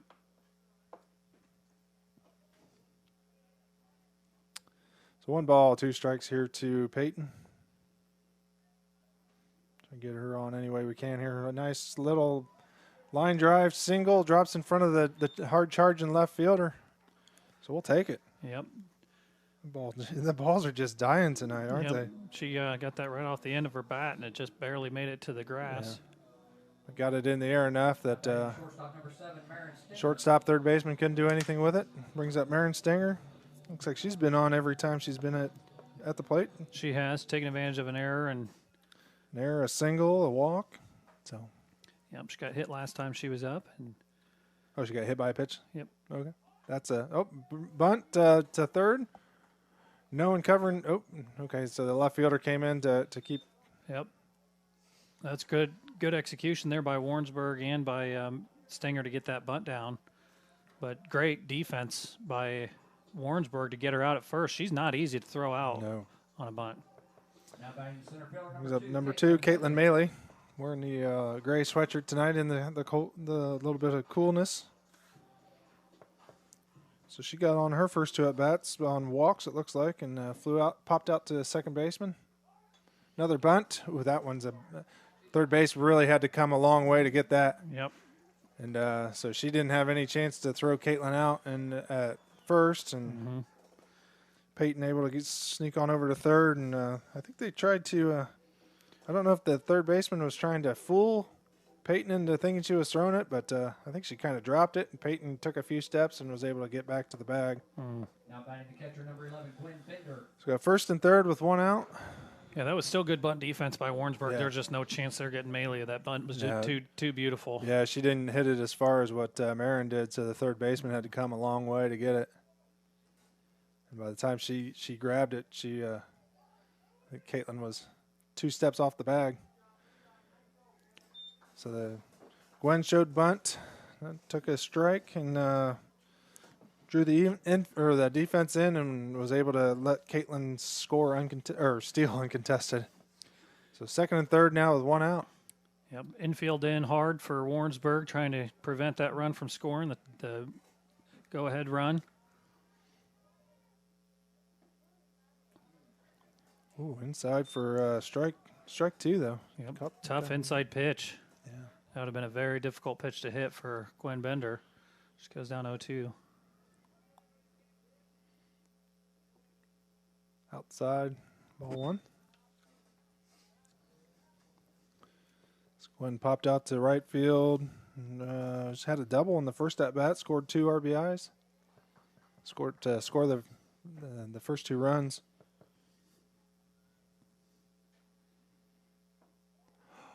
Ooh, that same pitch as that second called. Yep, another tough inside pitch. Yeah. So let's see if Dakota can do something. She's been this is her 4th at bat, and she's a pretty good hitter. So she hasn't been able to reach base yet. So same pitch. Same pitch. Yep, It's same working for inside her. pitch. She's just going to keep pounding it in there. Yeah, it's Cora just keeps throwing it in there, getting enough of the corner of the plate to keep getting that called strike. Yep, Tough for young our pitchers. Pay attention. That's a great place to put that pitch. And the catcher tried to frame it for her, but takes outside, ball 1. Yeah, you set up that far on the outside, you're going to have a hard time framing that pitch. Yeah. A 1-1 count here with 2 outs. Tie game. Low for ball 2.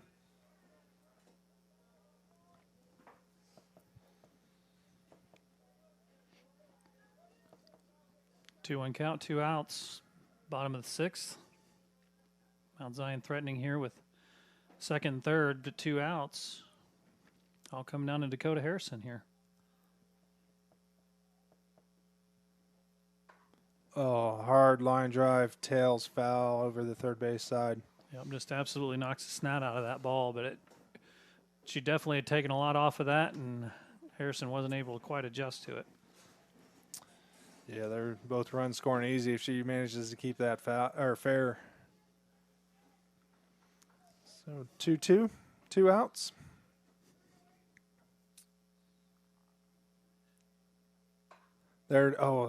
Hard to the third baseman, and she bobbled it, but able to recover soon enough to get the 5-3 put out.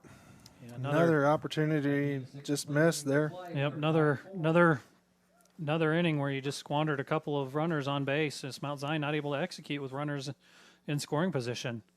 You know that's going to be a part of the discussion after the game tonight with Coach Blakey. You know he's going to talk about that. They've got to make sure they find a way to get those runs in. You know, putting some balls on the ground and been putting. Gwen's was the first strikeout for the hitters, which early in the season the strikeouts plagued our hitters, and so only having 1 strikeout through 6 innings. I mean that's a pretty good night at the plate for our hitters. Putting the ball in play is just tough spot to do it in. That's for sure.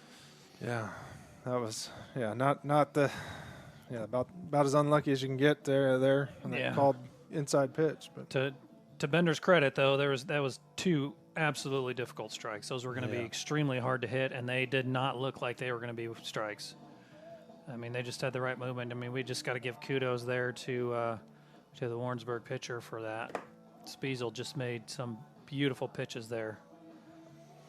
So hopefully Schnipp will come out, have the same kind of inning she had last time, where she gets some outs and gives Mount Zion an opportunity in the bottom of the 7th to just score a go-ahead run and walk this thing off. Brings up the right fielder, Alana Hayes. Oh, no, number 9, Alana Hayes, playing shortstop. Got my numbers mixed up there.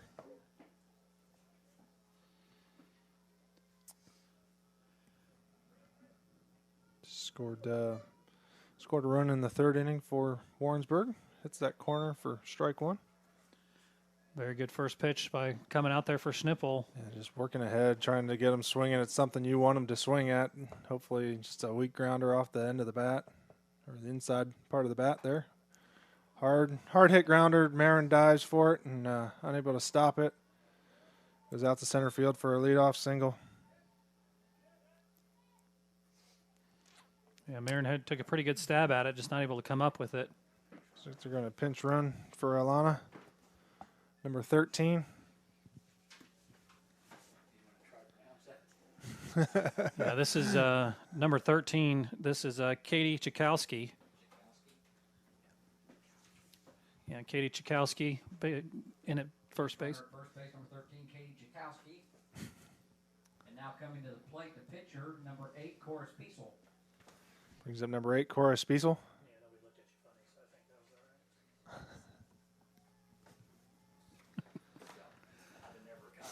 So top of the 7th here, looking to keep the tie game 4-4. Get some ground balls, get some lead runners here, and get out of this inning. Cora reached in the 5th inning on a fielder's choice. Just outside. I was waiting for the call. I was hoping the fist would come up, but it didn't. Yep, just outside.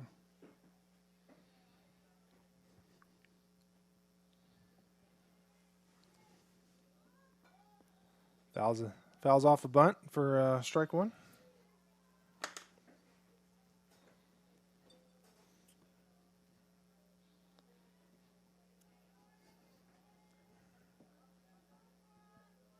Saw Marin's mom down there all bundled up. So I'm going to text her and pick on her a little bit.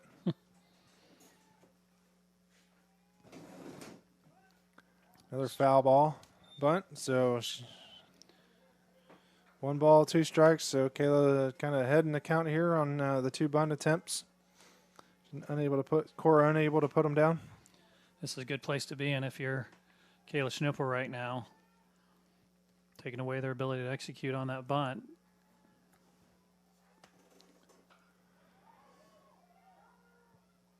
Got the lead runner, and just not in time to get Cora down at first, but did get the lead runner, which is always Blakey's motto there.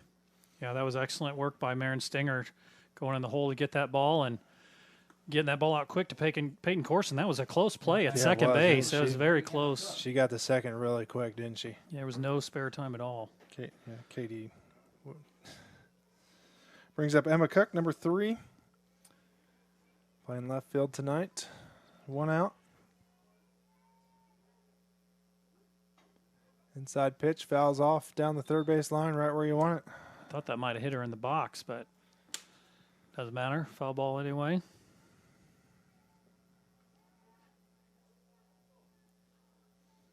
I don't know his name, but the umpire behind the plate, he's one of the more experienced umpires.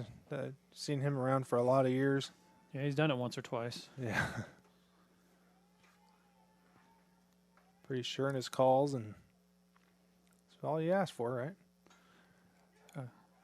Line, just a little blooper, single, going to third. They're going to try and get her at third, and she's in there safe, and Emma's able to go to second on the throw. So we got second and third with 1 out. Tough play there. I mean, that ball just barely dropped out there in right field. It was too long of a run for everybody to go get it. Just a real good piece of hitting, and that's going to be second and third with 1 out. Peyton at second base was really on her horse trying to get to it, but just unable. Just out of the kind of the outstretched arm, outstretched glove there. Infielders in, and Coach Blakey wants to go out and have a conversation about this situation with the girls. Brings up Carmen Howard, center field. While we have this brief pause, I just want to thank again our sponsors for Braves TV. That's ADM and ADM Cares, Decatur Dental Care, Kevin Fritchie of Brinkauer Realtors, Land of Lincoln Credit Union, the Mount Zion Foundation for Quality Education, Peerless Cleaners, Staley Credit Union, the 217 Wiffle Ball Classic, and Wilson Garage Doors. I want to thank you all for your support.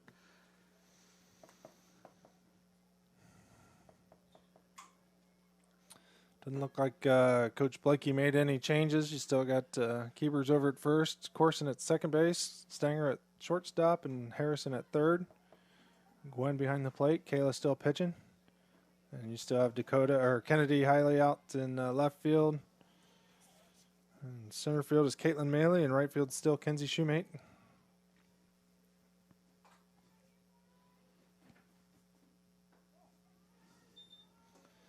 Kayla throwing a lot of leadoff curveballs tonight. Just kind of live on that curveball, trying to hit that outside corner or the drop ball in the inside corner.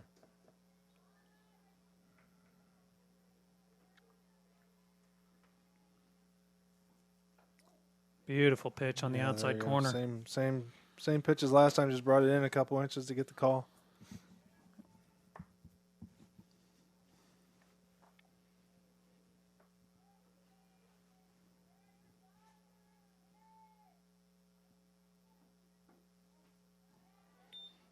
Low for ball 2. Just low. 2 balls, 1 strike for Carmen Howard. 1 out here in the top of the 7th. Tie game, 4-4.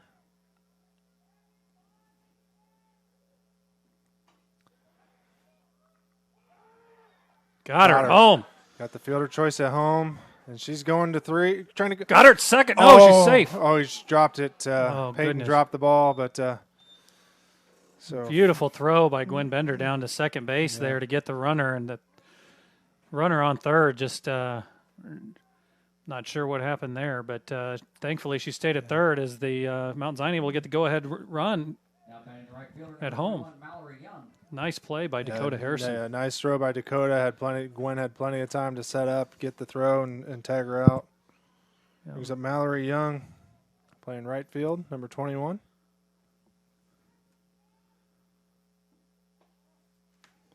She led off the bottom or the top of the 6th with a walk. Takes ball 1 for the first pitch.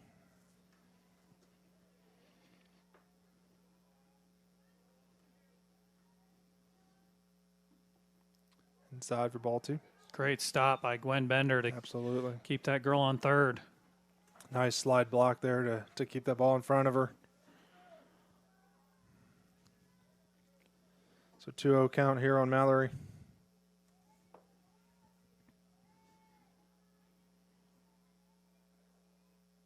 Showing bunt. And takes a strike. 2-1 count. Good composure there by Kayla to throw that strike in there with her squared around a bunt, knowing she's likely bluffing there. And trying to decoy Gwen a little bit, but fouls off the next one for brings the count 2-2. Lauren Keebers tracks it down over there at first base. Nice comeback so far for Kayla. 2-2-2. Deuces here in the top of the 7th.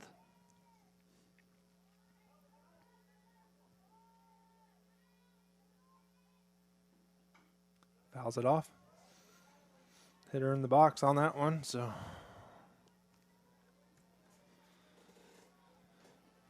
Been throwing a healthy dose of curveballs outside here to Mallory. Maybe bring a drop ball inside, but that's why I'm up here, and Coach Fitz is calling pitches down there on the bucket. Struck her out. Oh, big strike out there for Kayla. Huge inning for Kayla Schnippel, keeping her composure out there, making good pitches, some defensive plays by the Braves, and they take it to the bottom of the 7th, 4-4.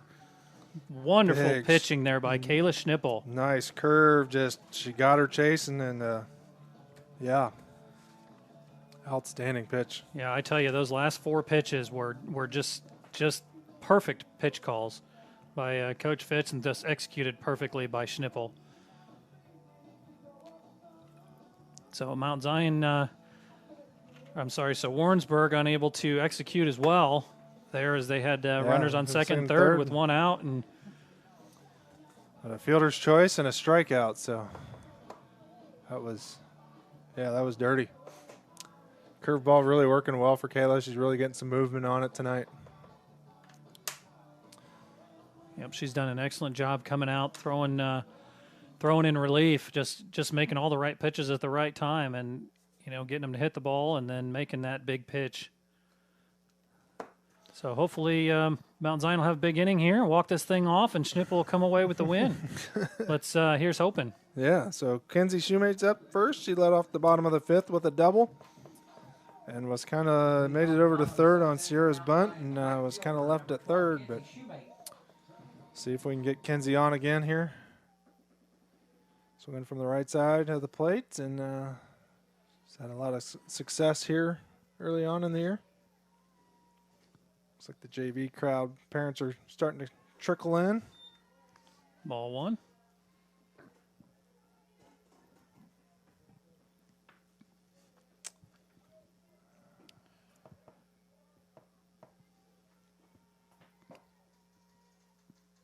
Ball 2. High. I don't know if that was a changeup. She just floated a little bit or what. Shoemate just trying to get on any way she can right now.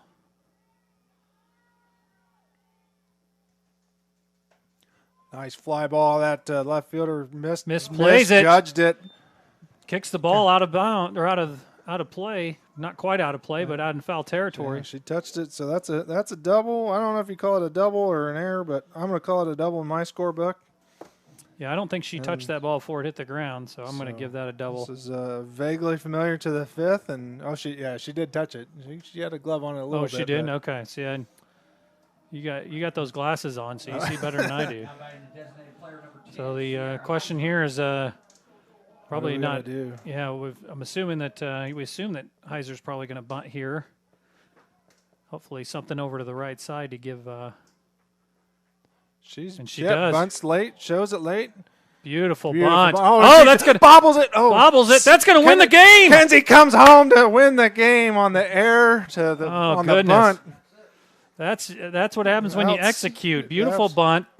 And then first baseman was definitely thinking about. Actually, I believe it was the second baseman covering. She was definitely thinking about what's going on at home right there, and that's a walk-off, ladies and gentlemen. Walk-off win for Kenzie Shoemate and Sierra Heiser, getting it done, putting the ball in play. Yep, that was a fun game to watch. I tell you what, there's a lot of exciting moments, a lot of scoring early, and then some beautiful pitching from both pitchers as it went on, and some disappointment ending some innings with not quite executing. But in the end, it's 5-4. Kurt, and Mount Zion walks it off. Oh, they needed a good walk-off win like that after the kind of the easy game against Cerro Gordo the other night, and we had some close games early in the year where they just didn't end up our way, and so good to be on the right side of that tonight. And can't say enough about Kayla Schnippel and the job she came out and did in relief, not giving up any runs. Coming in after a leadoff walk there, I believe it was in the fourth inning, and just coming out and just throwing strikes and not getting frazzled when she had some runners on, and the defense helped take care of her, and that's what they needed at that moment. So great job by her in relief. Yeah, she did give up a run, but over 4 innings of pitching. So yeah, all right. Blake, you'll be proud of that. And yep. So are you going to leave it on? We're gonna leave the broadcast on for the JV game because you don't mind turning that off for me, Mr. Schnipple. I can turn it off at the end of the game. Yep. So I'm gonna leave Mr. Schnipple here. I have to get over the junior high awards night, so he's gonna take care of everything from here. You sticking around, our producer, or I can stick around. you don't have to? We can. I mean, I'm just gonna leave the camera focus there, but yeah, you're welcome to stay. What's your name again? Jordan. Okay. You're gonna go. Okay. Well, thank you, Jordan, for producing. And Darren was announcing the game here. Yeah, thank you for setting this up. So we'll take about a 10-minute break as the JV team gets reset, or the field gets reset for the JV game. So. Yeah, this is all my stuff. That's the thing. I'm going to put this all over here. See you later. All right, thank you, Kurt. Appreciate it. We'll see you later.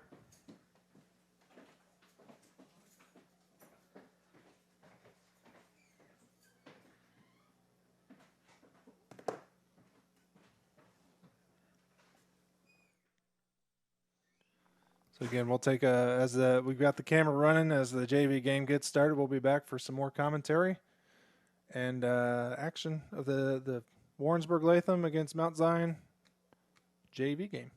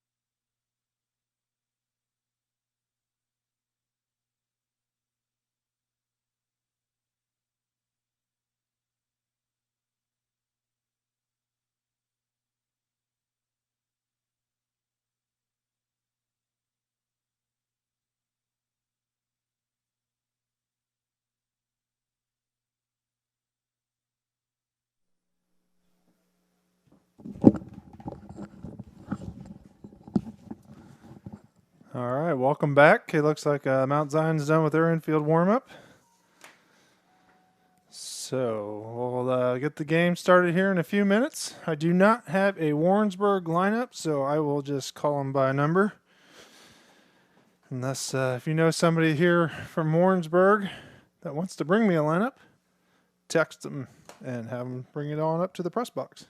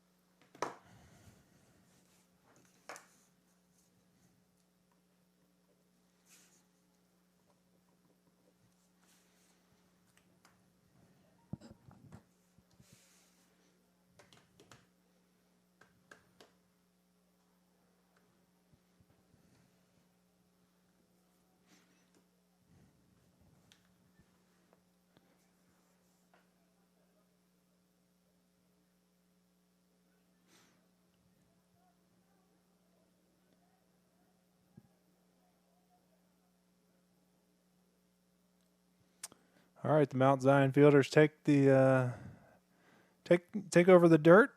Looks like let's see who I can name here. Jolie Schaefer's catching. You can tell that by the catcher gear. We'll find out a pitcher here in a few minutes, or a minute after they get their pre-game huddle completed. Audrey joins them late. I think that's Audrey. Yep. Number 13 is going to be the leadoff for Warrensburg-Latham. That's no idea. So you got Jolie Schaefer behind the plate. Anna Cox is in the circle. Kayla Schnippel playing third. Audrey Johnson playing shortstop.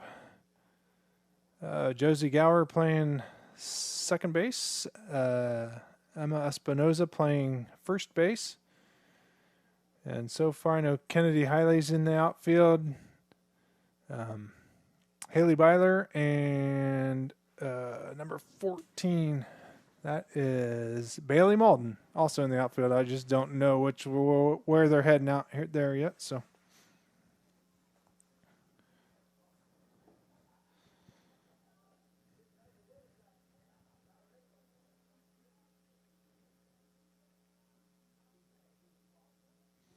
leading off for the Warrensburg-Latham is number 13. Again, don't have names for Warrensburg's players, but we'll do what we can.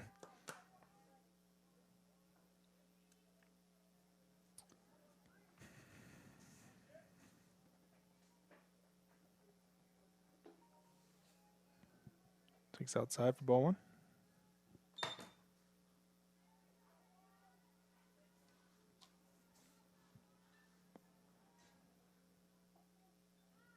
Strike.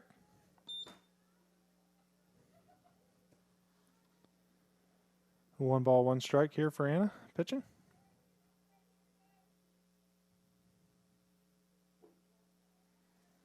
Inside for ball two.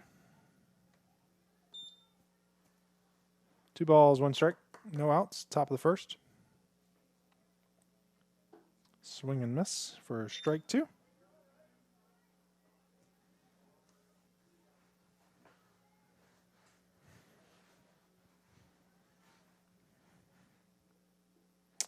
Low for ball 3. Full count. Let's see what Anna can do here with the full count. Takes high for ball.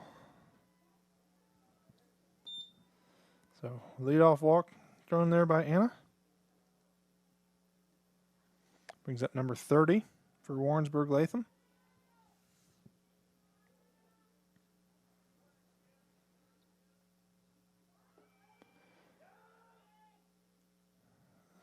So she's able to steal the base there on the ball.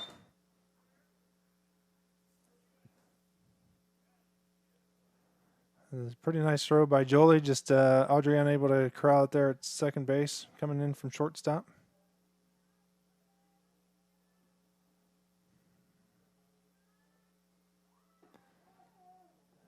So strike on the offer. So 1 ball, 1 strike here for number 30 for Warrensburg.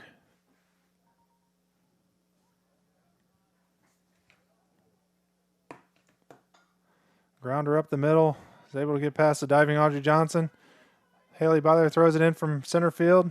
Is able to score.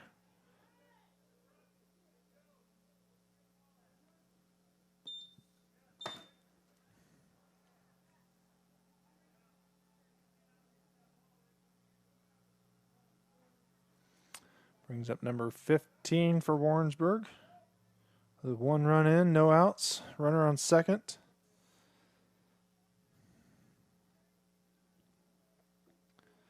Outside for ball 1.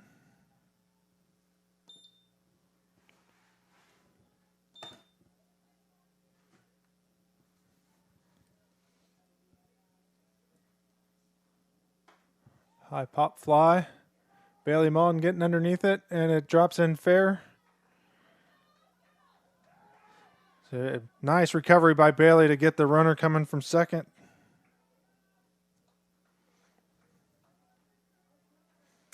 And number 15 for Warrensburg ends up at second on the throw.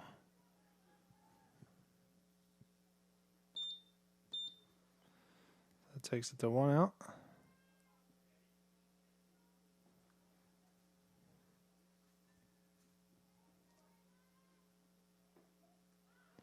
Strike 1.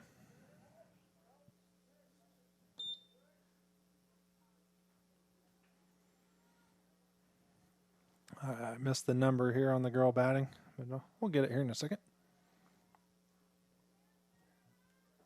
Swing and miss for number 23. Takes it to an 0-2 count. 1 out.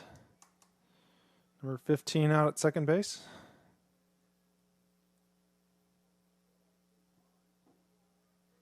Takes outside for ball 1.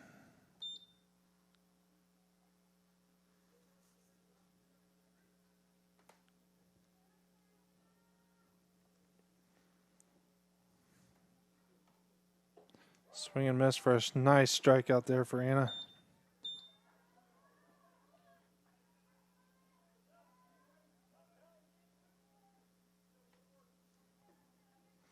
So that takes it to 2 outs. Number 6 is up to bat. High pop fly out of over the net, so strike 1.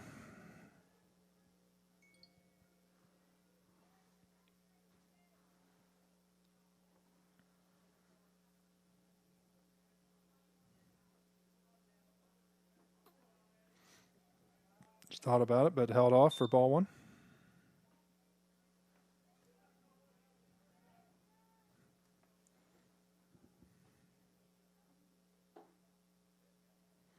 Outside for ball 2.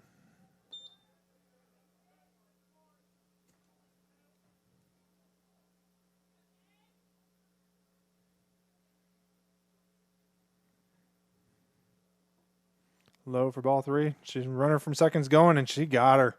Nice recovery by Jolie Schaefer to get the out.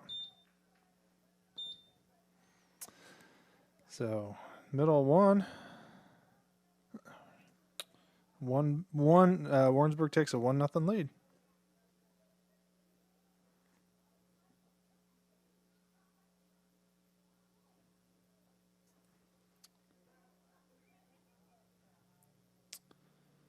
And let's see, it's bottom of 1. Okay. Let's see here, number 21 pitching for Warrensburg. And number 2 is, I think it's number 2 is behind the plate. Leading, we don't have a leadoff batter for Mount Zion yet. Looks like it's going to be number 15, Anna Cox.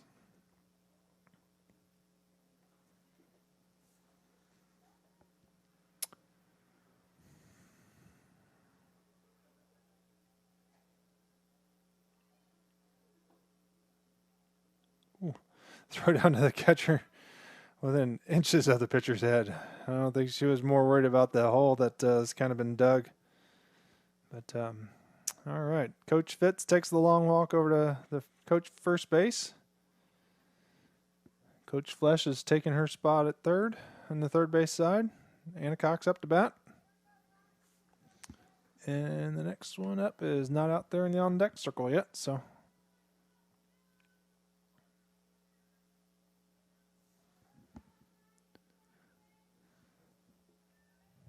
Low for ball one.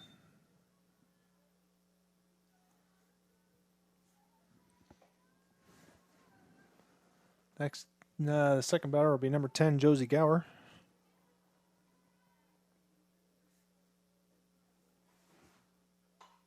Hard ground ball right up the middle for Anna. Gets past the pitcher, goes into center field, and nice single for Anna to lead off the game. So pretty good at inning in the circle, and it's a good start at the plate for Anna. So brings up Josie Gower, number 10, playing second base.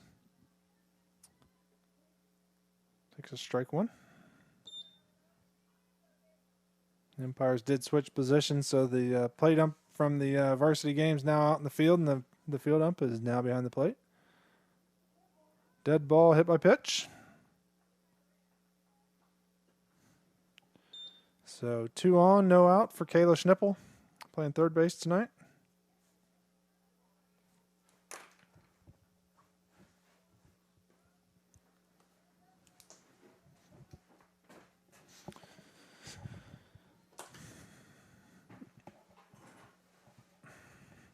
So we'll see what Kayla can do here. Takes outside for strike one.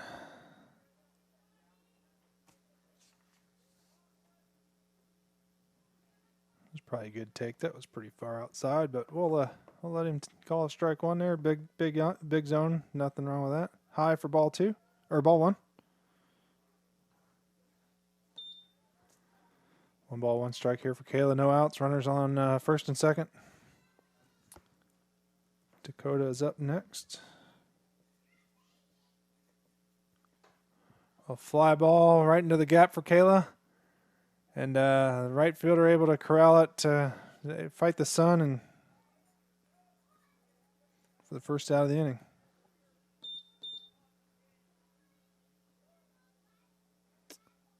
Let me clear all the numbers here.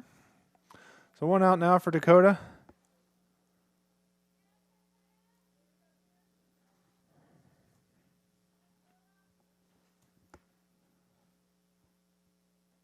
It's outside for ball one.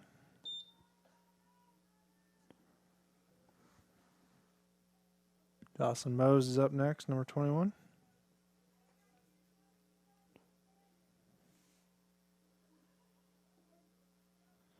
Takes inside corner for strike one.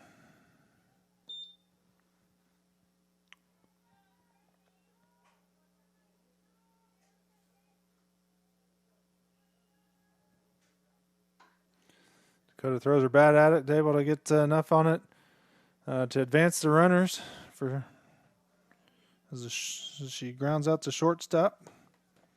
But they took the easy play at first instead of trying to get those 2 runners. So 2 outs in the inning.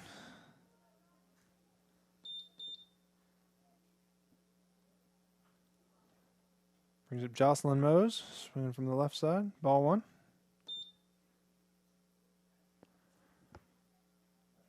Looks like Audrey Johnson's up next.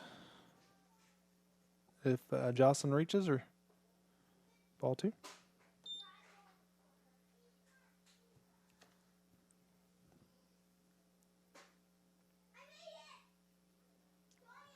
Two balls, no strikes for Joss. Bounces one in for ball 3.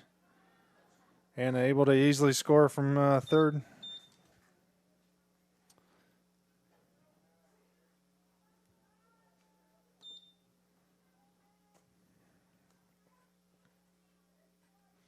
Josie Gower moved over to third from second on the wild pitch. Ball 4 for Josie, or for Joss. She's able to soap. So she sneaks on to second base and scores Josie Gower. Nice, good base running there by Jocelyn.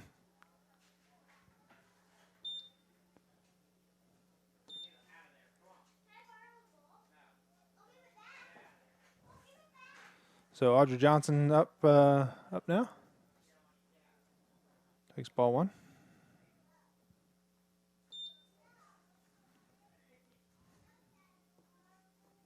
Audrey coming off of an ankle injury suffered last week, so good to see her playing again.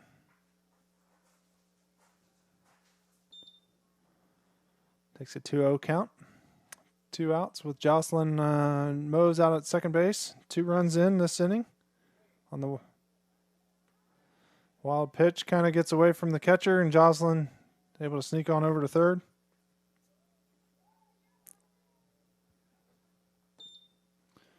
So Audrey has a 3-0 count on her.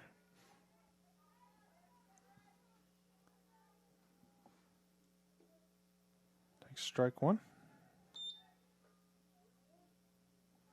I think it's Byler up next. Yep.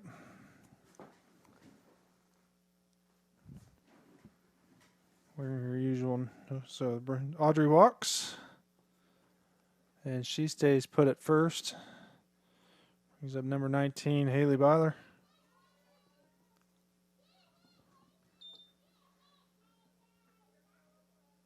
Two outs for Haley.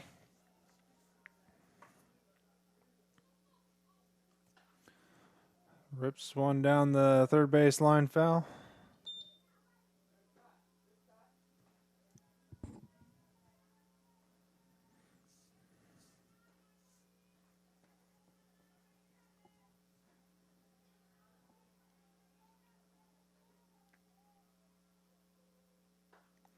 Little pop fly. The shortstop's able to get it right at the edge of the dirt. So good inning for the Lady Braves.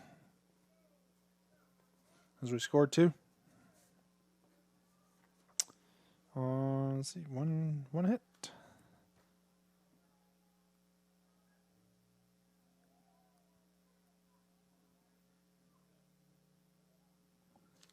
Okay, everything's clear.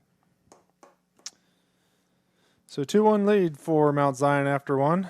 Anna back in the circle. Julie Schaefer behind the plate again. Looks like the same infield as you got Kayla, Audrey, Josie Gower, and Emma Espinoza at first. And assuming, yep, same 3 outfielders. So Kennedy in left,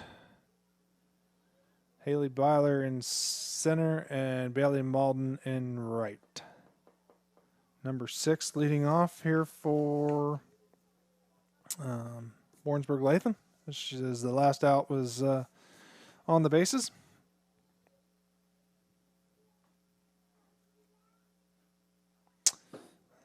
Got away from Anna a little bit for ball 1.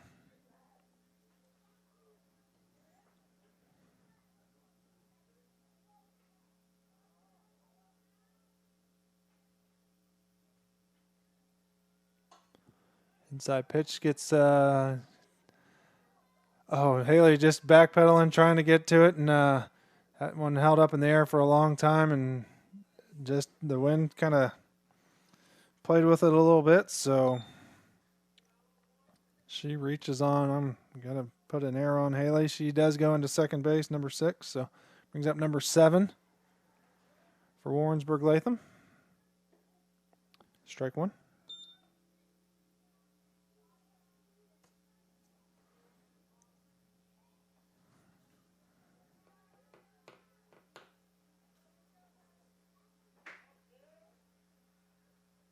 High for ball 1. 1 ball, 1 strike.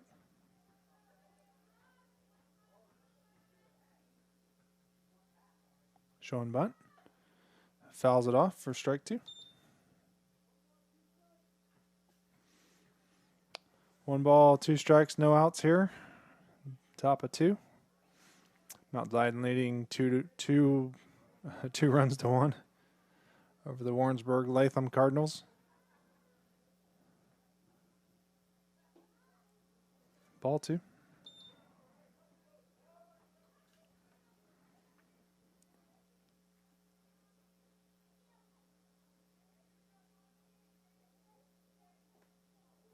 Bounces away from Jolie. Runner advances from second to third. Takes the count full.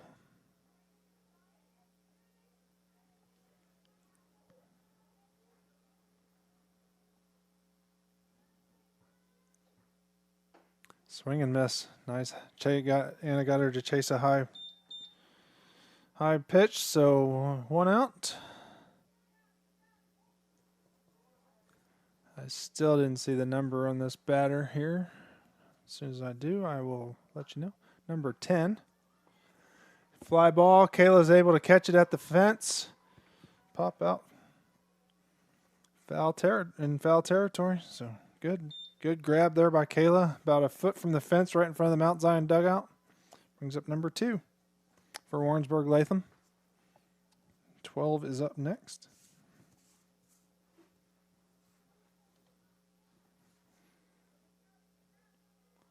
Showed bunt. Ball bounces away from Jolie and then kind of takes a wicked bounce off the backstop. So ties the game up at 2.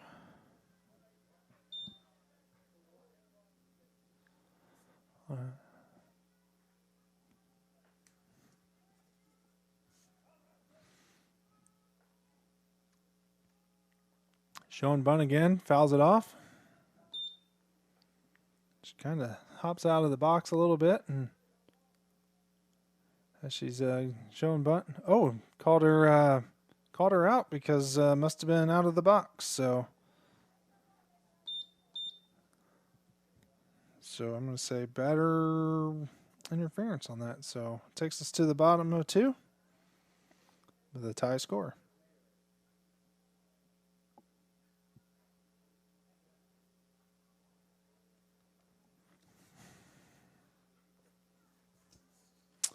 It's 21 still pitching for Warrensburg-Latham.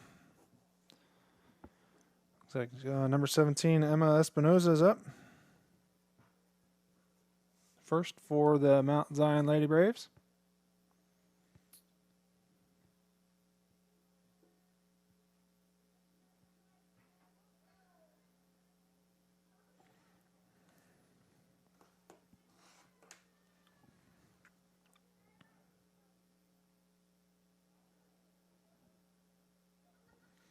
Got their catcher sorted back out here, so she was on the bases, so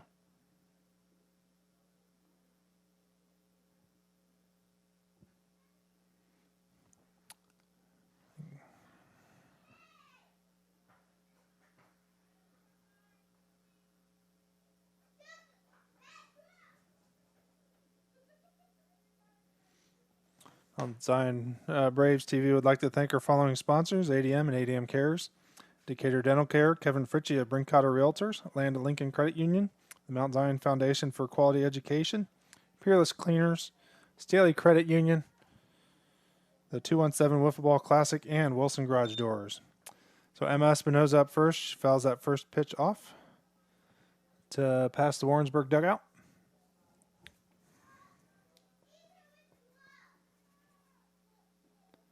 Takes low for ball 1.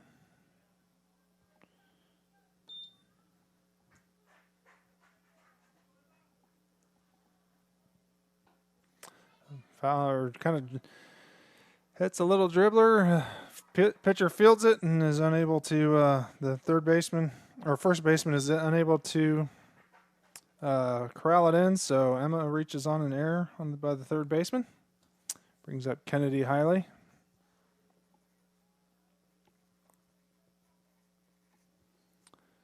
So base runners again here in the second inning for the Lady Braves. Kennedy rips a nice little single past the shortstop. I think the shortstop was kind of going to cover the potential steal by Emma. So she was leaning towards second base, and Kennedy kind of lines it right to her right. She was leaning to her left and just couldn't get the momentum shifted back around to get that ball from Kennedy. So runners at first and second here for Bailey Malden, freshman. See if we can get some action going. Some more action going here. Jumps on the first pitch and fouls it off over the fence or over the netting for strike one. Kind of bounced on the on or near the bathroom building here at the McGoy Field. He's outside for ball one. We got Emma over at second base, Kennedy at first, with Bailey Malden up at bat. Low. Ball bounced into the catcher, so the runners both take advantage and advance on the wild pitch. So that brings Emma to third and Kennedy to second. And a 2-ball, 1-strike count for Bailey Malden. Low for ball 3.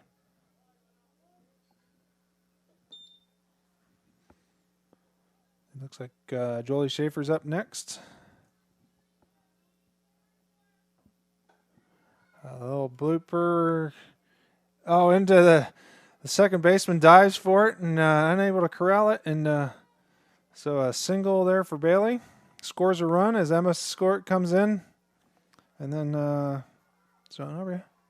and then as so Bailey's able to get the second on as they didn't want to throw it with Kennedy on second base. So brings up number 12, Jolie Schaefer.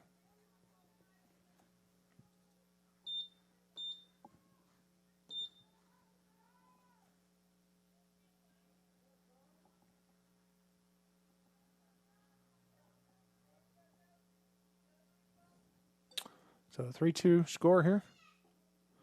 Takes strike one.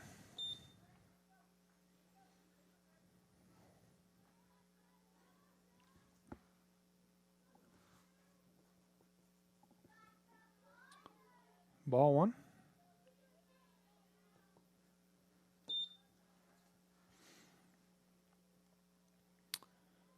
Jolie is a freshman this year for Coach Blakey. Did get the opportunity to catch some varsity games for Coach Blakey. She fouls one off for strike two.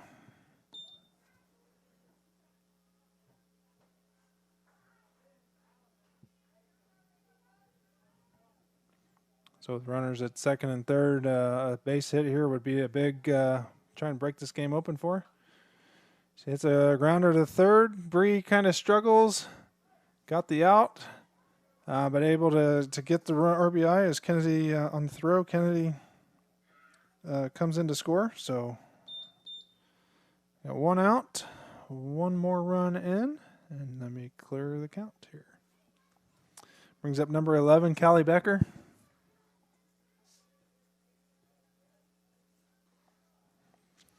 As the score goes to 4-2. In favor of the Mount Zion Lady Braves. Take strike one.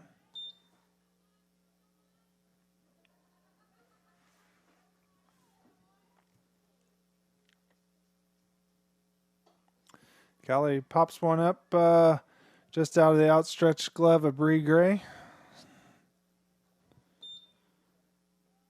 As she was running through foul territory just behind the third base bag.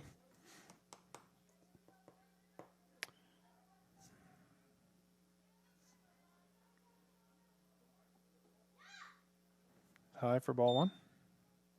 1 ball, 2 strikes here for Callie.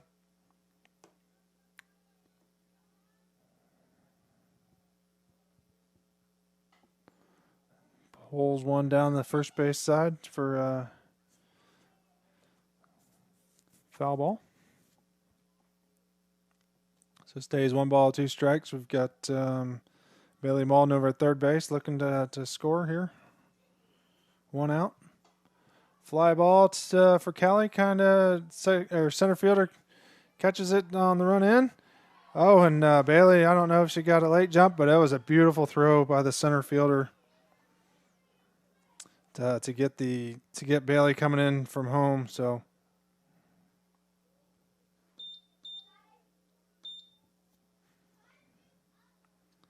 brings it to the top of the thing. So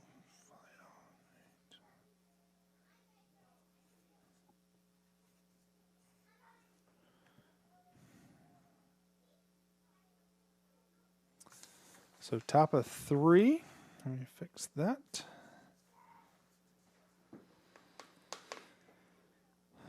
So Mount Zion puts 2 on the board. So takes a 4-2 lead after 2. Looks like Anna is still in the circle. Jolie's still behind the plate. The infielders are still the same with Kayla, Audrey, Josie, and Emma from left to right.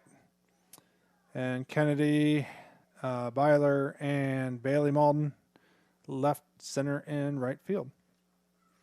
Should be number 12 up to bat first for Warrensburg, and number 2 coming up next.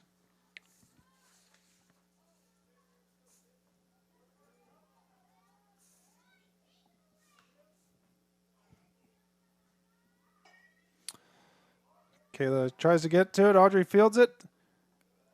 And got her. So a nice 6-3 ground ball there on the first pitch. Audrey with a nice strong arm, nice strong throw there to get number 2 out. Brings up number 1 for Warrensburg-Latham. Timeout as Kennedy's checking her shoes out there in left field.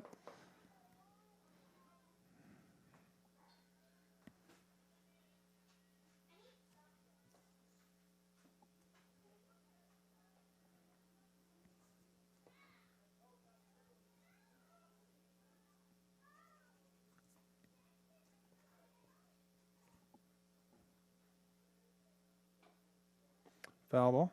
I think I missed a pitch as I was looking down.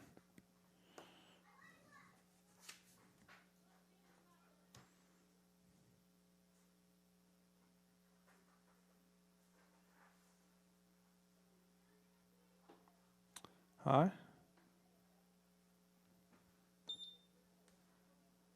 2 balls, 1 strike. Yeah, so I did miss one.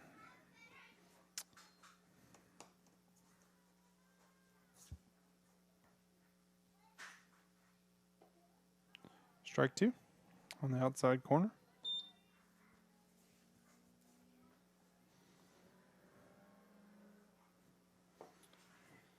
Thank everyone for watching tonight.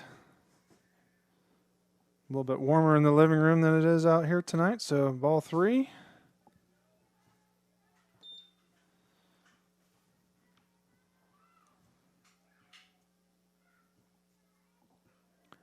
Strikeout, swing and miss. So nice strikeout there for Anna.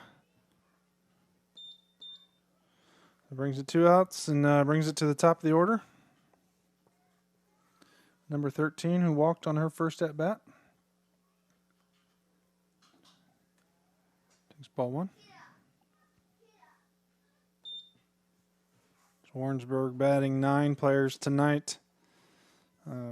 I'll let you know how many Mount Zion's batting, so they can do a little bit extra here in the JV game, get some extra at bats for girls that maybe don't see it as often. So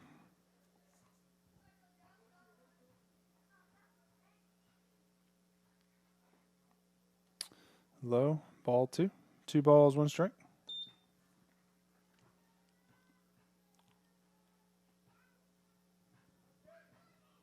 Again, Mount Zion leads here 4-2 in the top of the 3rd.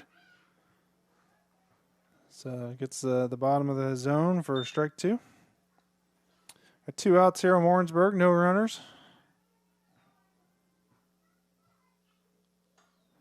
A little grounder off the end of the bat, just a nice little single right up the middle.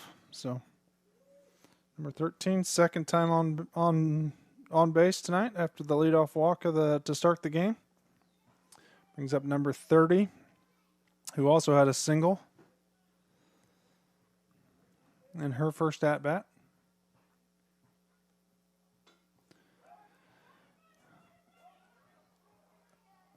Oh, we got a runner going to third, so that was basically a little swinging bunt.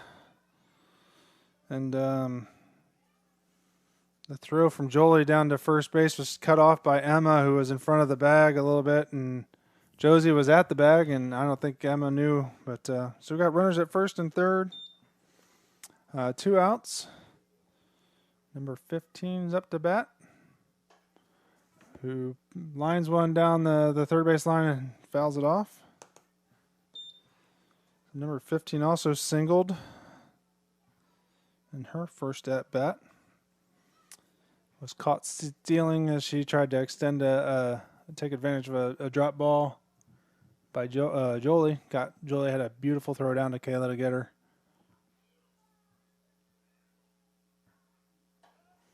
Another pop fly, just tails foul. About 2 foot foul, about 10 foot past the edge of the dirt, so strike 2. Warrensburg coach reminding him, hey, there's 2 outs. We're going as hard as we can on contact. So no 2 count here for Anna on number 15 for Warrensburg.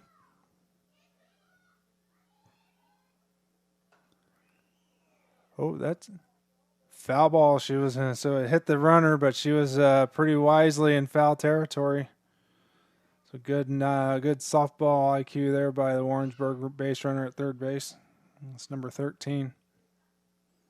It might leave a mark. That ball was sailing down there pretty quick.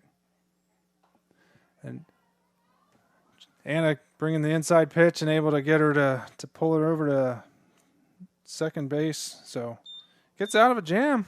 Nice job. Nice pitching by Anna. Brings that inside pitch for the 4-3 putout. Third out of the inning.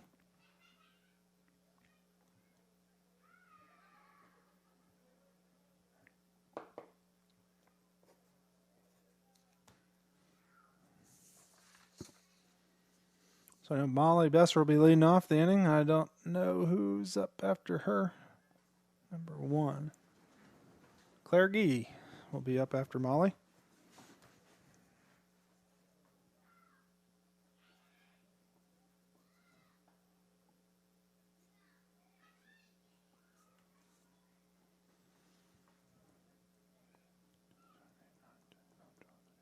Looks like Blakey's playing all 14 of his JV batters tonight, getting them all at bats. Molly from that long line of Bessers that has played Mount Zion softball for a lot of years. There's one more coming up who's in 7th grade this year.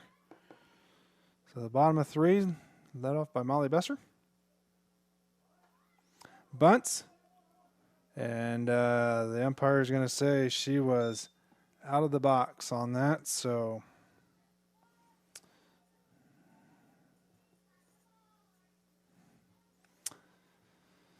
brings up Claire Gee, who's also swinging from the left side. 14th batter for Mount Zion. Anna will be up next, returning to the top of the order. Cease. Same exact call. So out of the box again. So I know what Blakey will be having practice on tomorrow.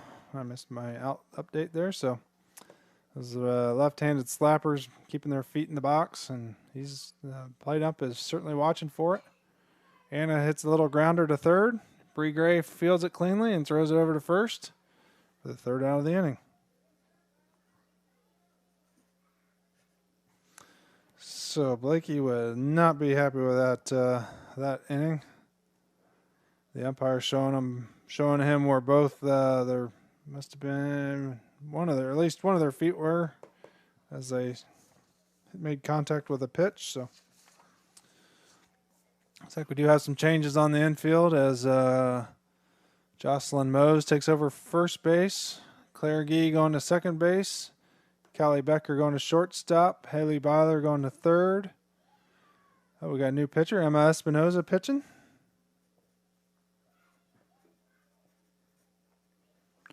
And my outfielders will be Jolie Schaefer, Anna Cox, and Molly Besser. I will let you know where they go once they kind of get to their spot. Josie Gower filling in for catcher. Audrey Johnson coming in. So it's been a while since Audrey's caught a game, so good to see her back there behind the plate after that ankle injury she suffered in I think it was a varsity game. She was trying to beat a throw to first and just kind of landed on the bag wrong. And so top of 4. Let me fix that here on the screen. Get everything up to date here. Got both scoreboards running, so kind of up here by myself, but it's going all right. Number 23 up first. Nice pitch. Hits the outside corner, strike 1. Yep, number 23 batting for Warrensburg-Latham.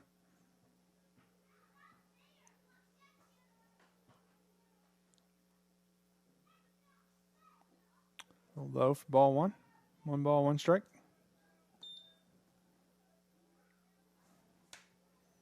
Again, Mount Zion has that 4-2 lead that they're hanging on to here in the top of the 4th.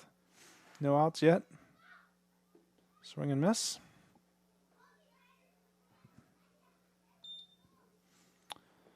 One ball, 2 strikes for number 14 here, or number 23, sorry. See how Emma does here pitching this game. A little high for ball 2.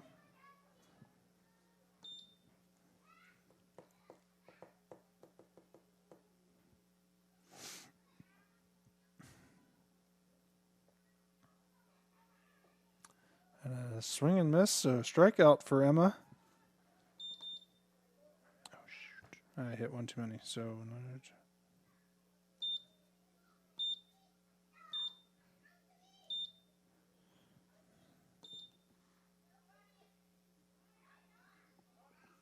That was a swing and miss, so I'm getting everything caught up here.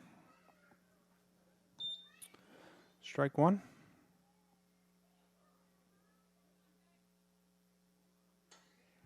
Line drive right to Jolie Schaefer in left field, and she just kind of thought it was going to carry a little bit more, but so a single. That was for number 6, so brings up number 7 for Warrensburg. Jolie, talking to her dad, she doesn't play a whole lot of outfield. She's usually behind the plate or one of the infield positions, so a little new experience there for her. Takes ball 1. Number 7 batting for Warrensburg.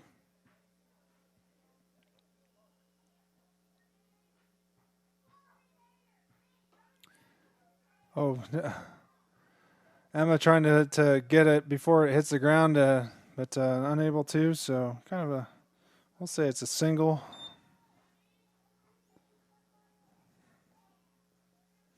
Not the most hardly hit, but just Emma tried to do everything she could to catch that on the fly, and then wasn't able to corral it as it bounced past her. So number 10 up to bat for Warrensburg. High fly ball. Byler getting underneath it at third. Catches it in foul territory.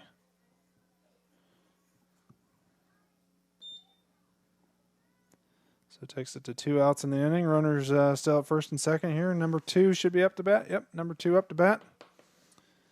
She grounded out to shortstop.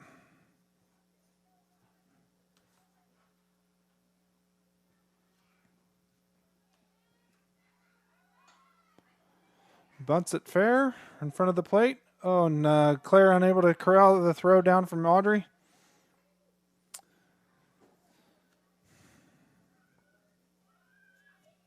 So run did score. 2 outs, runners at first and third.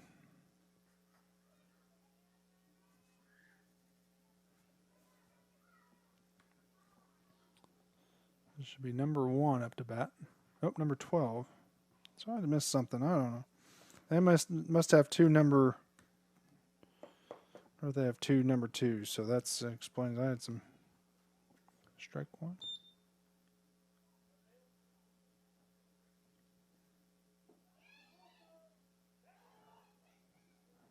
Oh, so they stole the second base and go out third. So the run scored. There's a strike. Oh, 1 ball, 1 strike. So, oh shoot.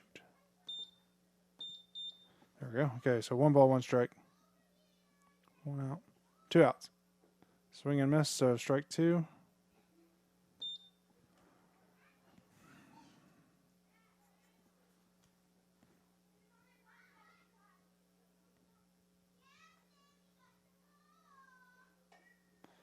Grounder foul.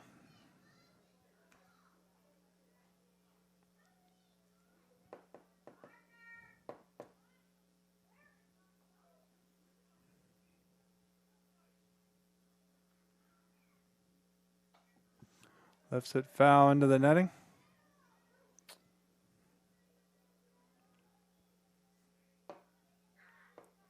So count continues to be 1 ball, 2 strikes, 2 outs here for number 12.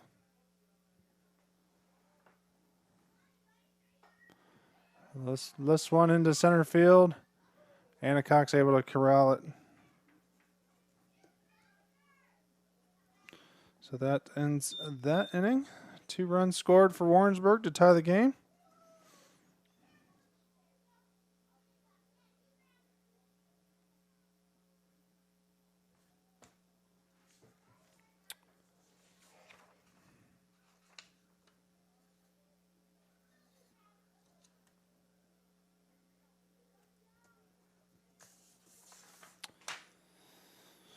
Josie Gower leading off for Mount Zion. 21 still pitching for Warrensburg-Latham.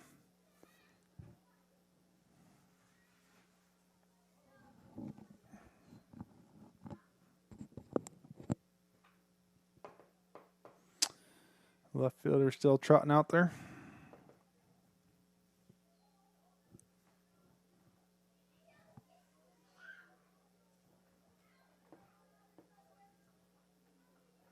Bottom of 4. Ball 1.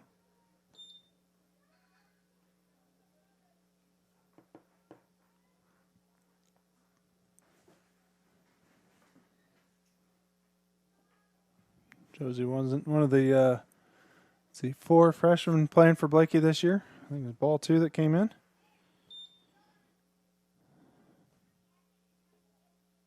Ball 3.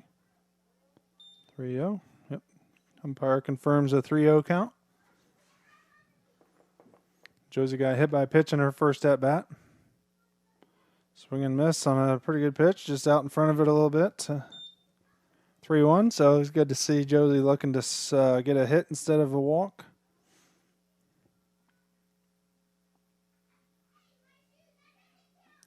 Outside, and there's that walk. So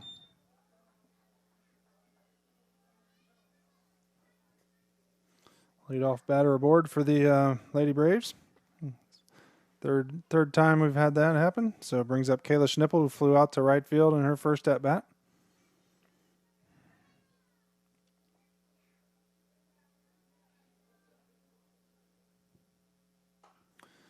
Kind of lunges at an outside pitch. Second baseman unable to corral it.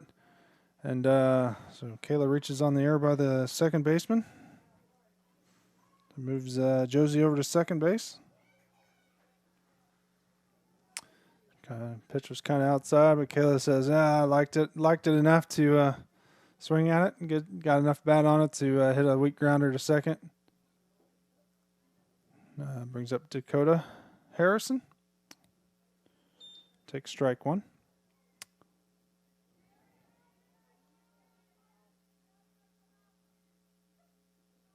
Takes low for ball 1. That ball bounces away from the catcher, so both runners advance on the wild pitch. 1 ball, 1 strike for Dakota. See more and more girls putting sleeves on every time they come out. It's a little chilly out there, so ball 2 for Dakota. And both Kayla and Josie both now have sleeves on. They started the game without.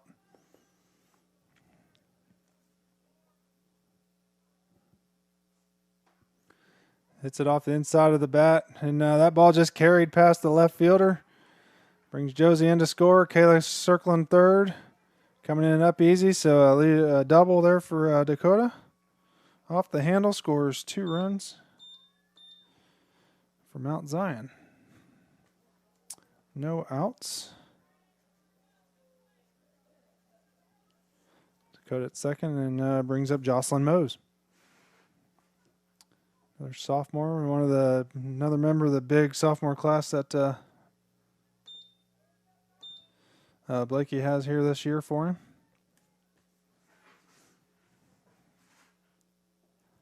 Ball 2.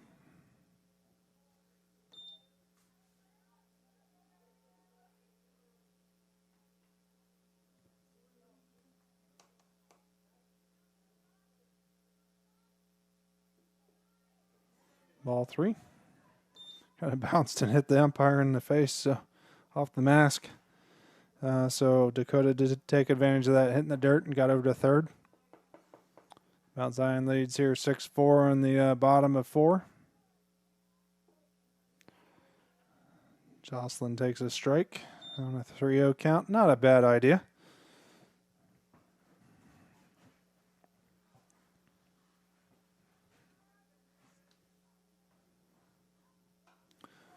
Swings at a pitch and puts it right in the Mount Zion dugout for strike 2. There's about a 2-foot gap between the fence and the roof of the dugout, and Jocelyn said, "Yeah, we'll go put it right there." So 3-2 count here for Jocelyn. No outs. Dakota Harrison over at third base.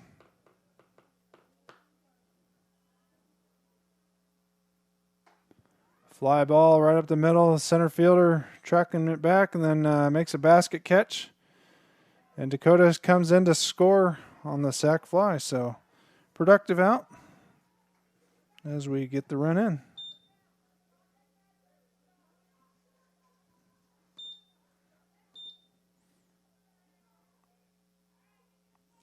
All right, so that takes the score to 7-3 Mount Zion, or 7-4. I missed a run for Warrensburg there on the scoreboard. So 7-4 Mount Zion.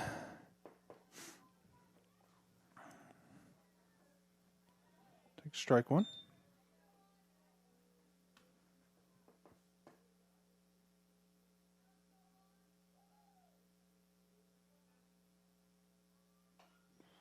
Fouls it down the third base line and past the coach flush. Get it back into play here. No balls, 2 strikes, 1 out here for Audrey. No runners on. Takes high for ball 1.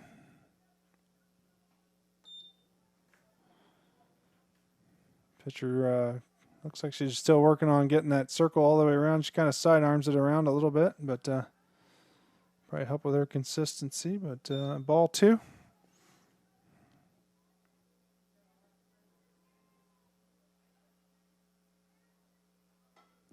Audrey swings at 1, pops it up, and second base, unable to corral it.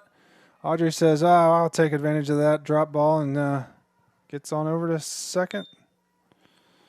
So I'm going to put that as an E4. Clear those balls and strikes. So Audrey reaches second base. Haley Byler up to bat, number 19. 1 out in the inning. Audrey at second. Fouls 1 off.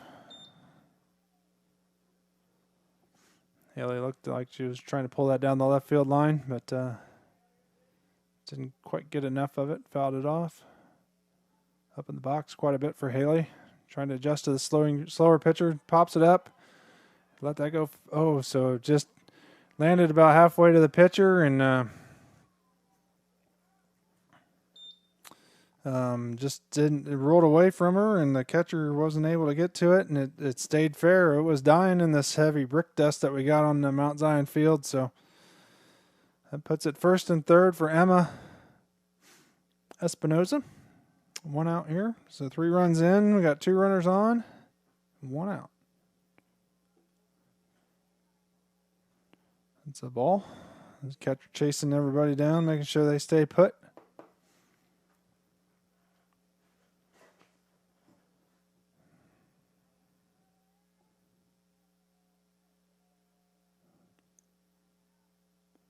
One-0 count here for Emma. Takes a ball. That was kind of a planned steal there for Haley Byler. So 2-0 count for Emma.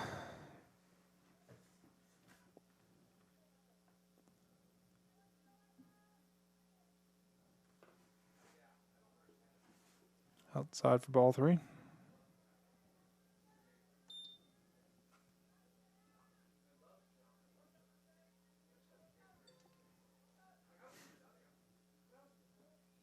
Takes strike 1, so a 3-1 count. So Emma thinking 3 balls kind of all pretty far away, so she wisely takes a pitch there. 3-1. 2 runners on. Inside pitch, and she fouls it over the Mount Zion dugout into the hayfield. So someone's going to have fun finding that as the hay's getting a little bit taller. Almost to knee high. Ball 4.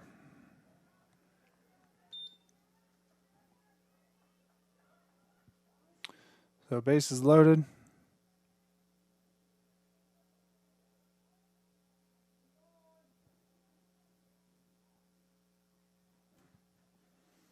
Didn't find that ball. Got over into the hayfield yet.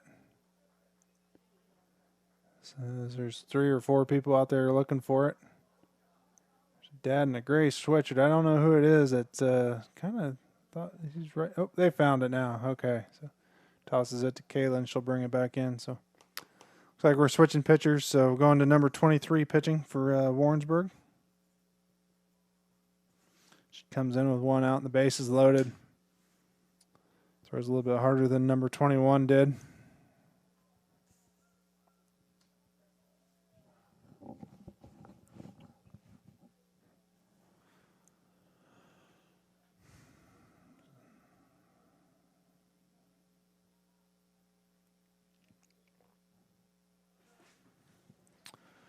So both teams in action on Saturday, 10 o'clock. Varsity will be playing Varsity will be playing Lincoln in a doubleheader here at home. And the JV will be doing a doubleheader against the Olney JV team. So Olney will have that long bus ride early Saturday morning. I think both games are at 10 o'clock, according to the schedule on the wall here. Well, that shows the Lincoln game maybe 11. So either 10 or 11 Central Time. I'm sure we'll have the game set up on YouTube plenty early so you can find out.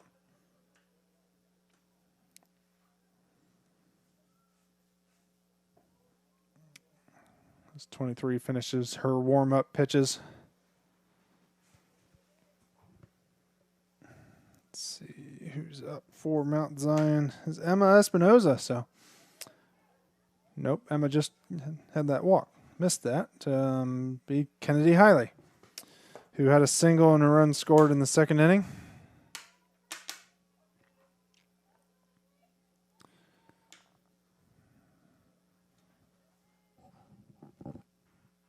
Outside, bounces away from the catcher. Audrey Johnson using her speed to come in easily from third on that passed ball. Takes the lead to 8-4 Mount Zion. It was a ball.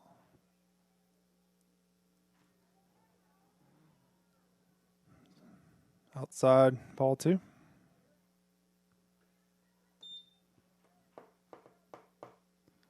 So 2 balls, no strikes here for Kennedy.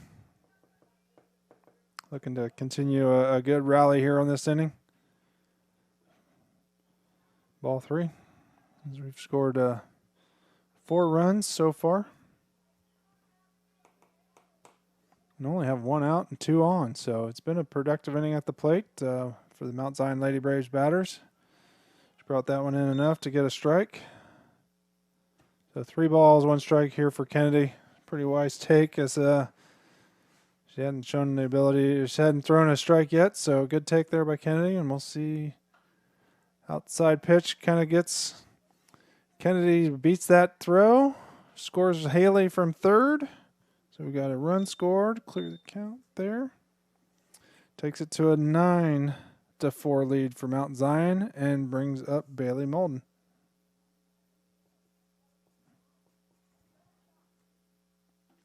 Kennedy going to second from first as Emma is on third.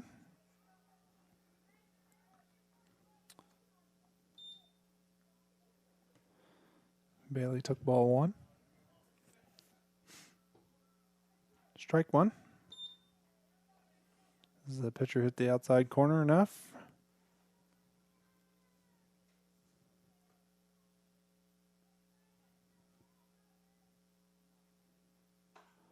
Bailey with a fly ball, center field. Catches it for the 3rd out of the inning. I don't know how I missed an out, but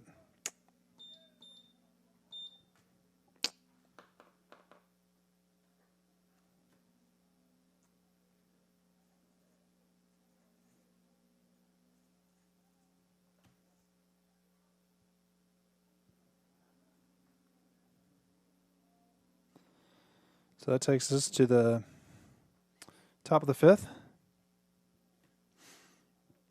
Mount Zion leading 9-4.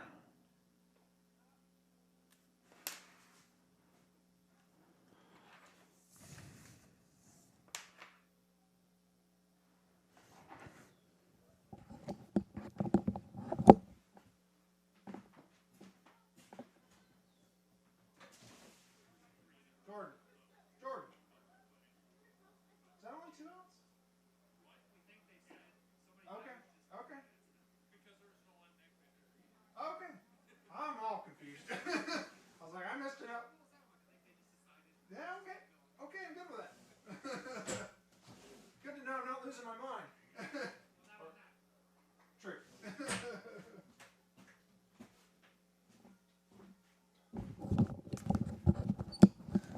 Okay, so that brings up number 1 for Warrensburg. Ball 1. Emma still pitching. Haley, Callie, Claire, and Jocelyn on the infield. Ball 2. In the outfield, it looks like it's still Jolie Schaefer, Anna Cox, and Molly Besser. Left, center, and right. Ball 3. I'm kind of struggling to find the zone here. It's number 1 batting. So I was talking to a parent down outside the window. Strike 1. So we think there was nobody in the on-deck circle there for Mount Zion, so I think they must just be sending 9 batters to the plate or whatever it was and calling it good. So, or maybe it's a 5. Strike 2. Way to come back there, Emma.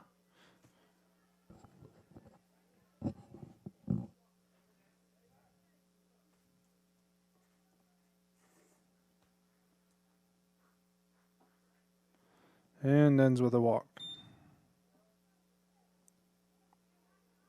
Number 13, who is the leadoff batter for Warrensburg, back up to the plate. She's got a single and a walk.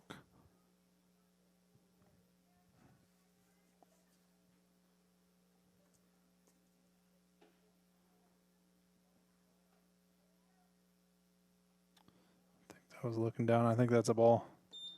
He'll correct me if I'm wrong.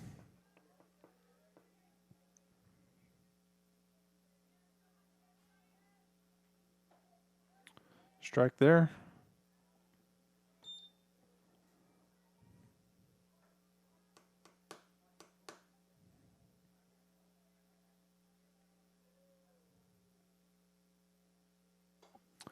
Little pop fly.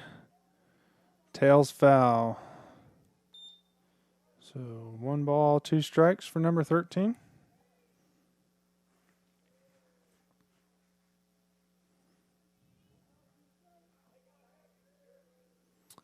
Emma's second inning of work here. She gave up 2 runs in her first inning. Leadoff walk, trying to keep her from scoring. Another pop up. This one looks like it's staying in fair territory. Claire gets her glove on it. Unable to, and then Callie's unable to corral the low throw. So kind of 2 errors on 1 play there.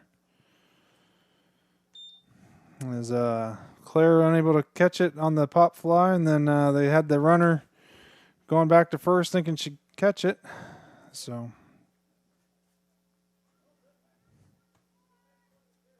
No outs here. First and second. Strike 1 on the outside corner. This is number 30 up to bat. She's singled both times, so pretty good hitter here. Going to continue that as Mount Zion leads 9-4. Inside. Ball 1.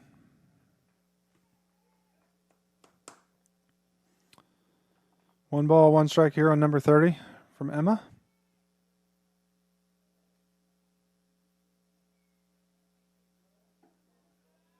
Spin high, ball 3.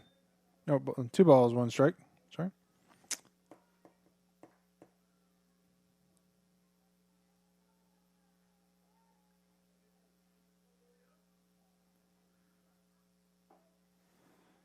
Strike 2. Kind of stepped out, and Emma hit that outside corner just right. So 2 balls, 2 strikes, no outs. Runners at first and second. Ooh, pretty good pitch there, Emma, but a little high, so ball 3.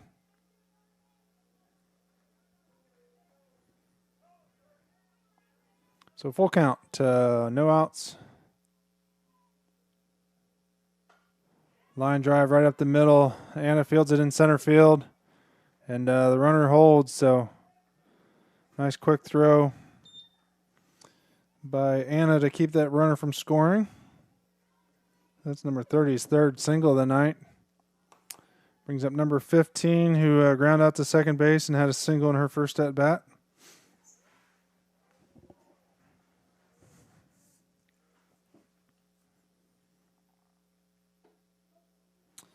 Strike 1.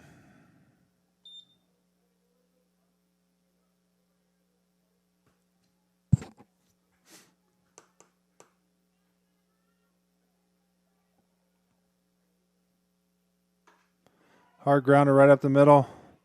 Scores 1 run for Warrensburg.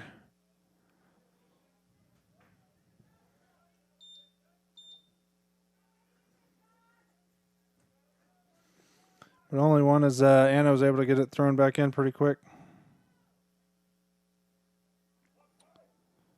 So no outs still for Emma. Ball gets away from Jolie, bounces right back to her, or from Audrey. So ball 1.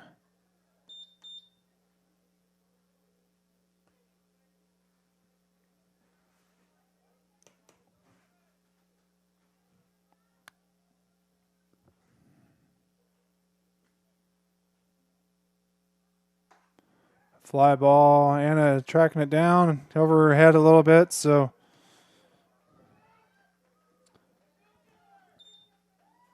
two more runs score for Warrensburg. And we end up with so that's a single as she stayed at first. Oh, I can hit that.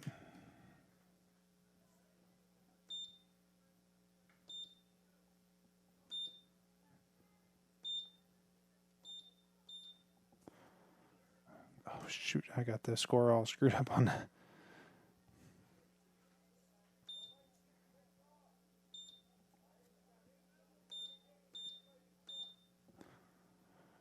Oh, shoot.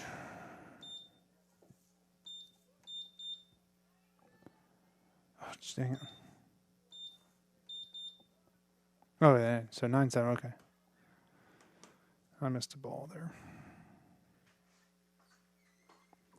Fly ball lands fair, so hey. I was losing my mind there for a second, Jordan.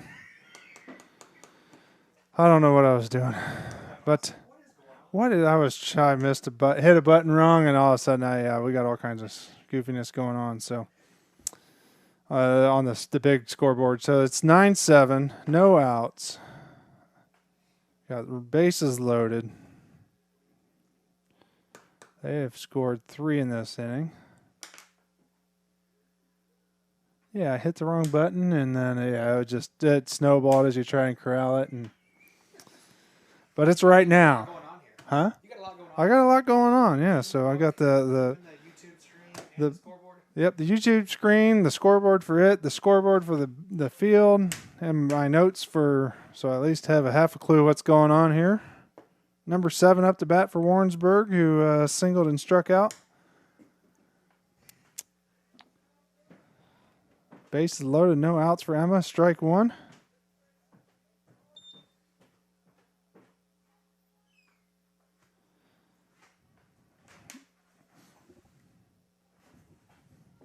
Uh-oh.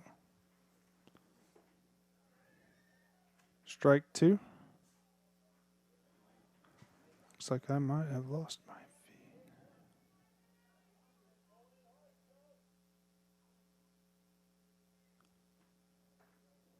There's a strikeout.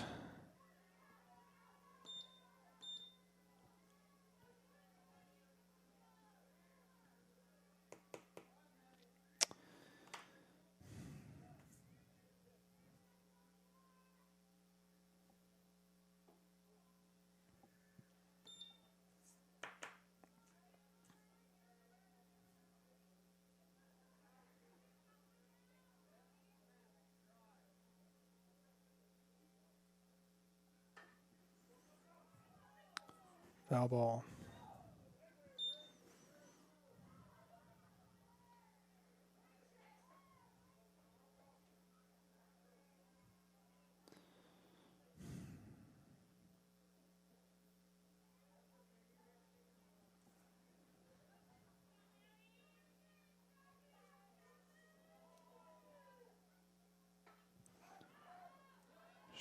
Fouls it back. I'm trying to. The video that's in front of me is frozen, so I was checking to see if it's right. So 1 ball, 2 strikes. Here on number 10's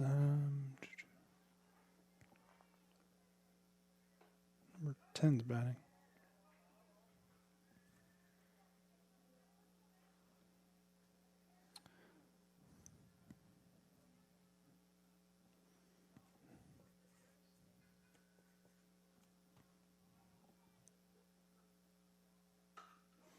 Grounder just past Callie at short. Throwing it, Jolie throwing it in. So 2 runs scored for Warrensburg, tying the game. On the single by number 10. She ends up at second base as the throw came in.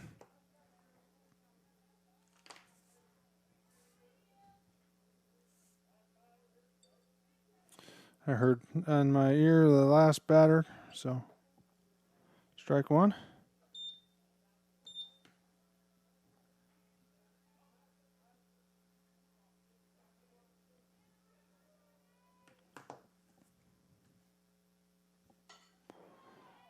A grounder to Callie at short, throws it high, able to get the out,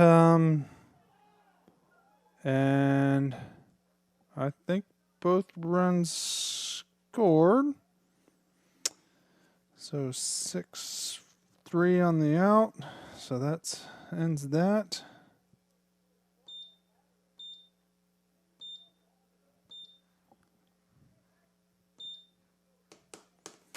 So now the score is 11-9.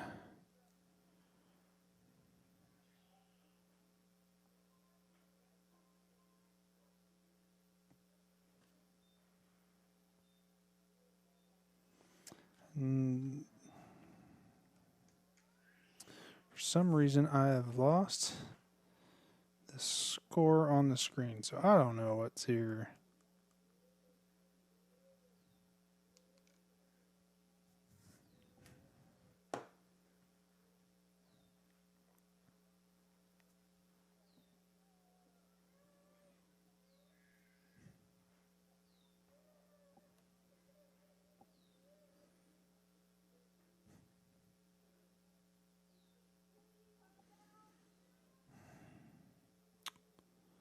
I probably have something all screwed up by now. But anyways, it's 11-9 Warrensburg. As we go to the bottom of 5. And it looks like Jolie Schaefer's up to bat.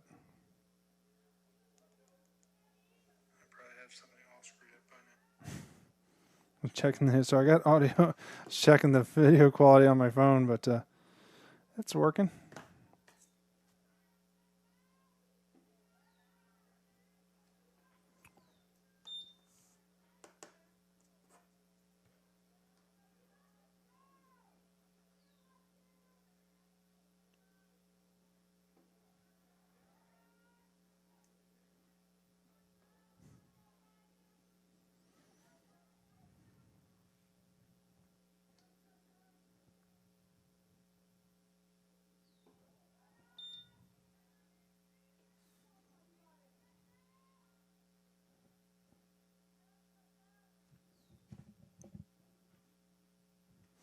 Jolie has 2 balls on her, 3 balls. Oh, strike there. Never mind. So I think it's 2 balls, 1 strike, I think.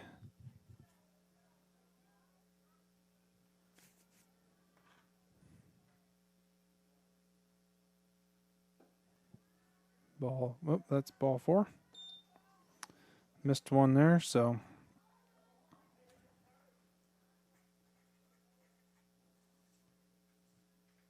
Brings up Callie Becker. Fly out to center field. Her first at bat.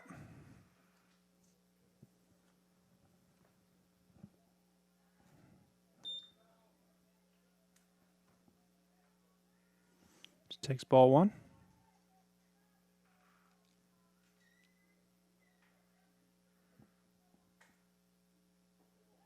Ball 2.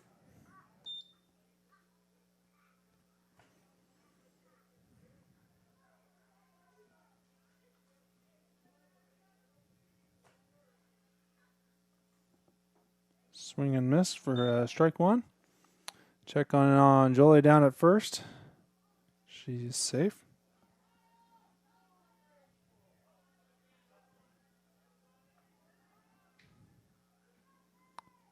Still number 23 pitching for Warrensburg. Came in that last inning. Ball 3. So 3 ball, 1 strike for Callie.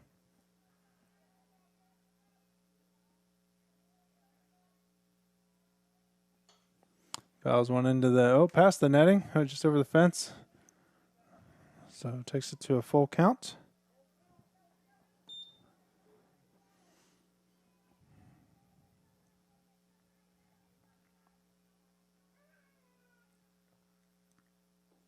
Outside for ball 4.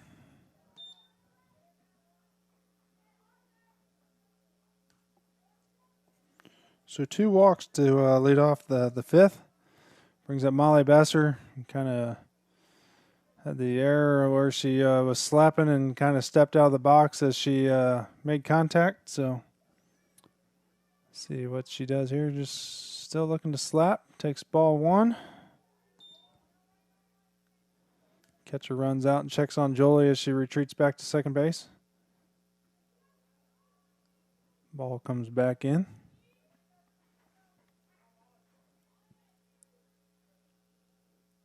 Still looking to slap or drag. Takes a strike.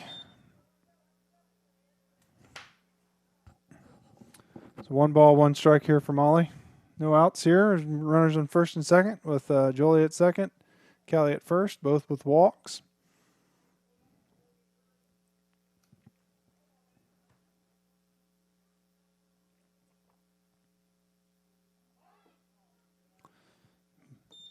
Takes a ball. 2 balls, 1 strike for Molly. Threw down and checked on Jolie at second base as she must have been a little slow getting back to the bag.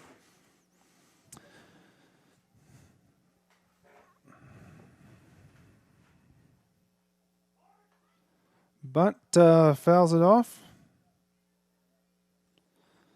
So it brings it to 2 ball, 2 strike for Molly.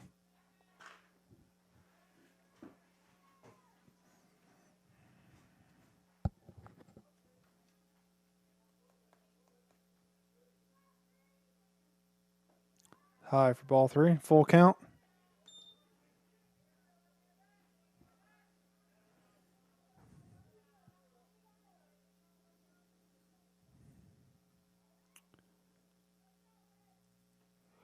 Another walk. So number 23 struggling with her consistency here as she has 3 walks to lead off the bottom of 5. And Warrensburg coach is going to go out and talk to her, remind her, just throw to the glove. Don't think too hard, which is easy to do as a pitcher, as a young pitcher. So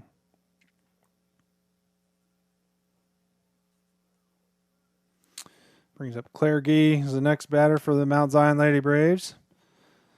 She had that error kind of where she stepped out of the box as she was swinging as well in her first at bat.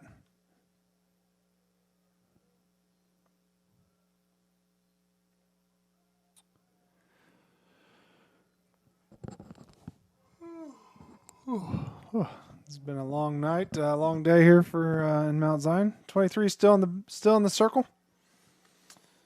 And Claire up to bat. We got Jolie Schaefer at third base, Callie Becker at second base, Molly Besser at first base, all on walks. So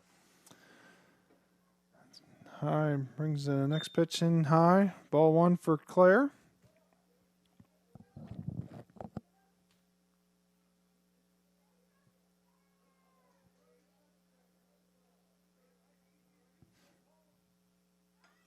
Fouls bunt attempt off, or a little bit of a drag.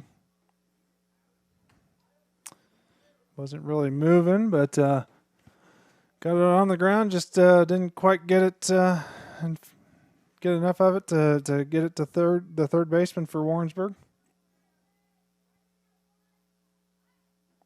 Swing and miss. Oh, calls it a foul. Umpire heard enough of a contact to say foul ball. So all the runners go back to where they were. 1 ball, 2 strikes here for Claire. Looking to put the ball in play now.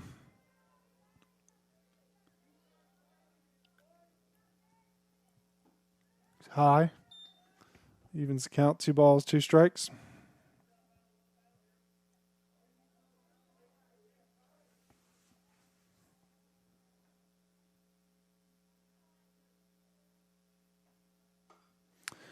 Puts the ball in play. Oh, tagger.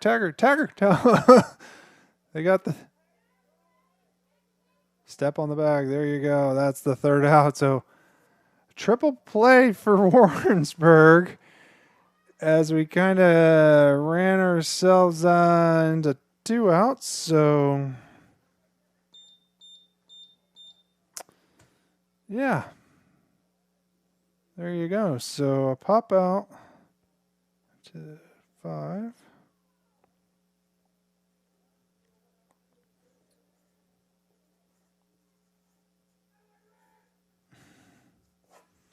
Okay, so yeah, takes it to the 6th. Oh no, that's the game. So that is an 11-9 victory on the walk-off triple play by the Warrensburg-Latham Cardinals. So. Thank you all for tuning in. That's the end of tonight's broadcast. Again, we will be broadcasting the varsity game for sure on Saturday at, I believe it's 10 a.m. Central Time. And anyways, thank you all. And thanks again to the Mount Zion Lady Braves sponsors and Braves TV sponsors. We can't do it without you. So have a good night, and we will talk to you later.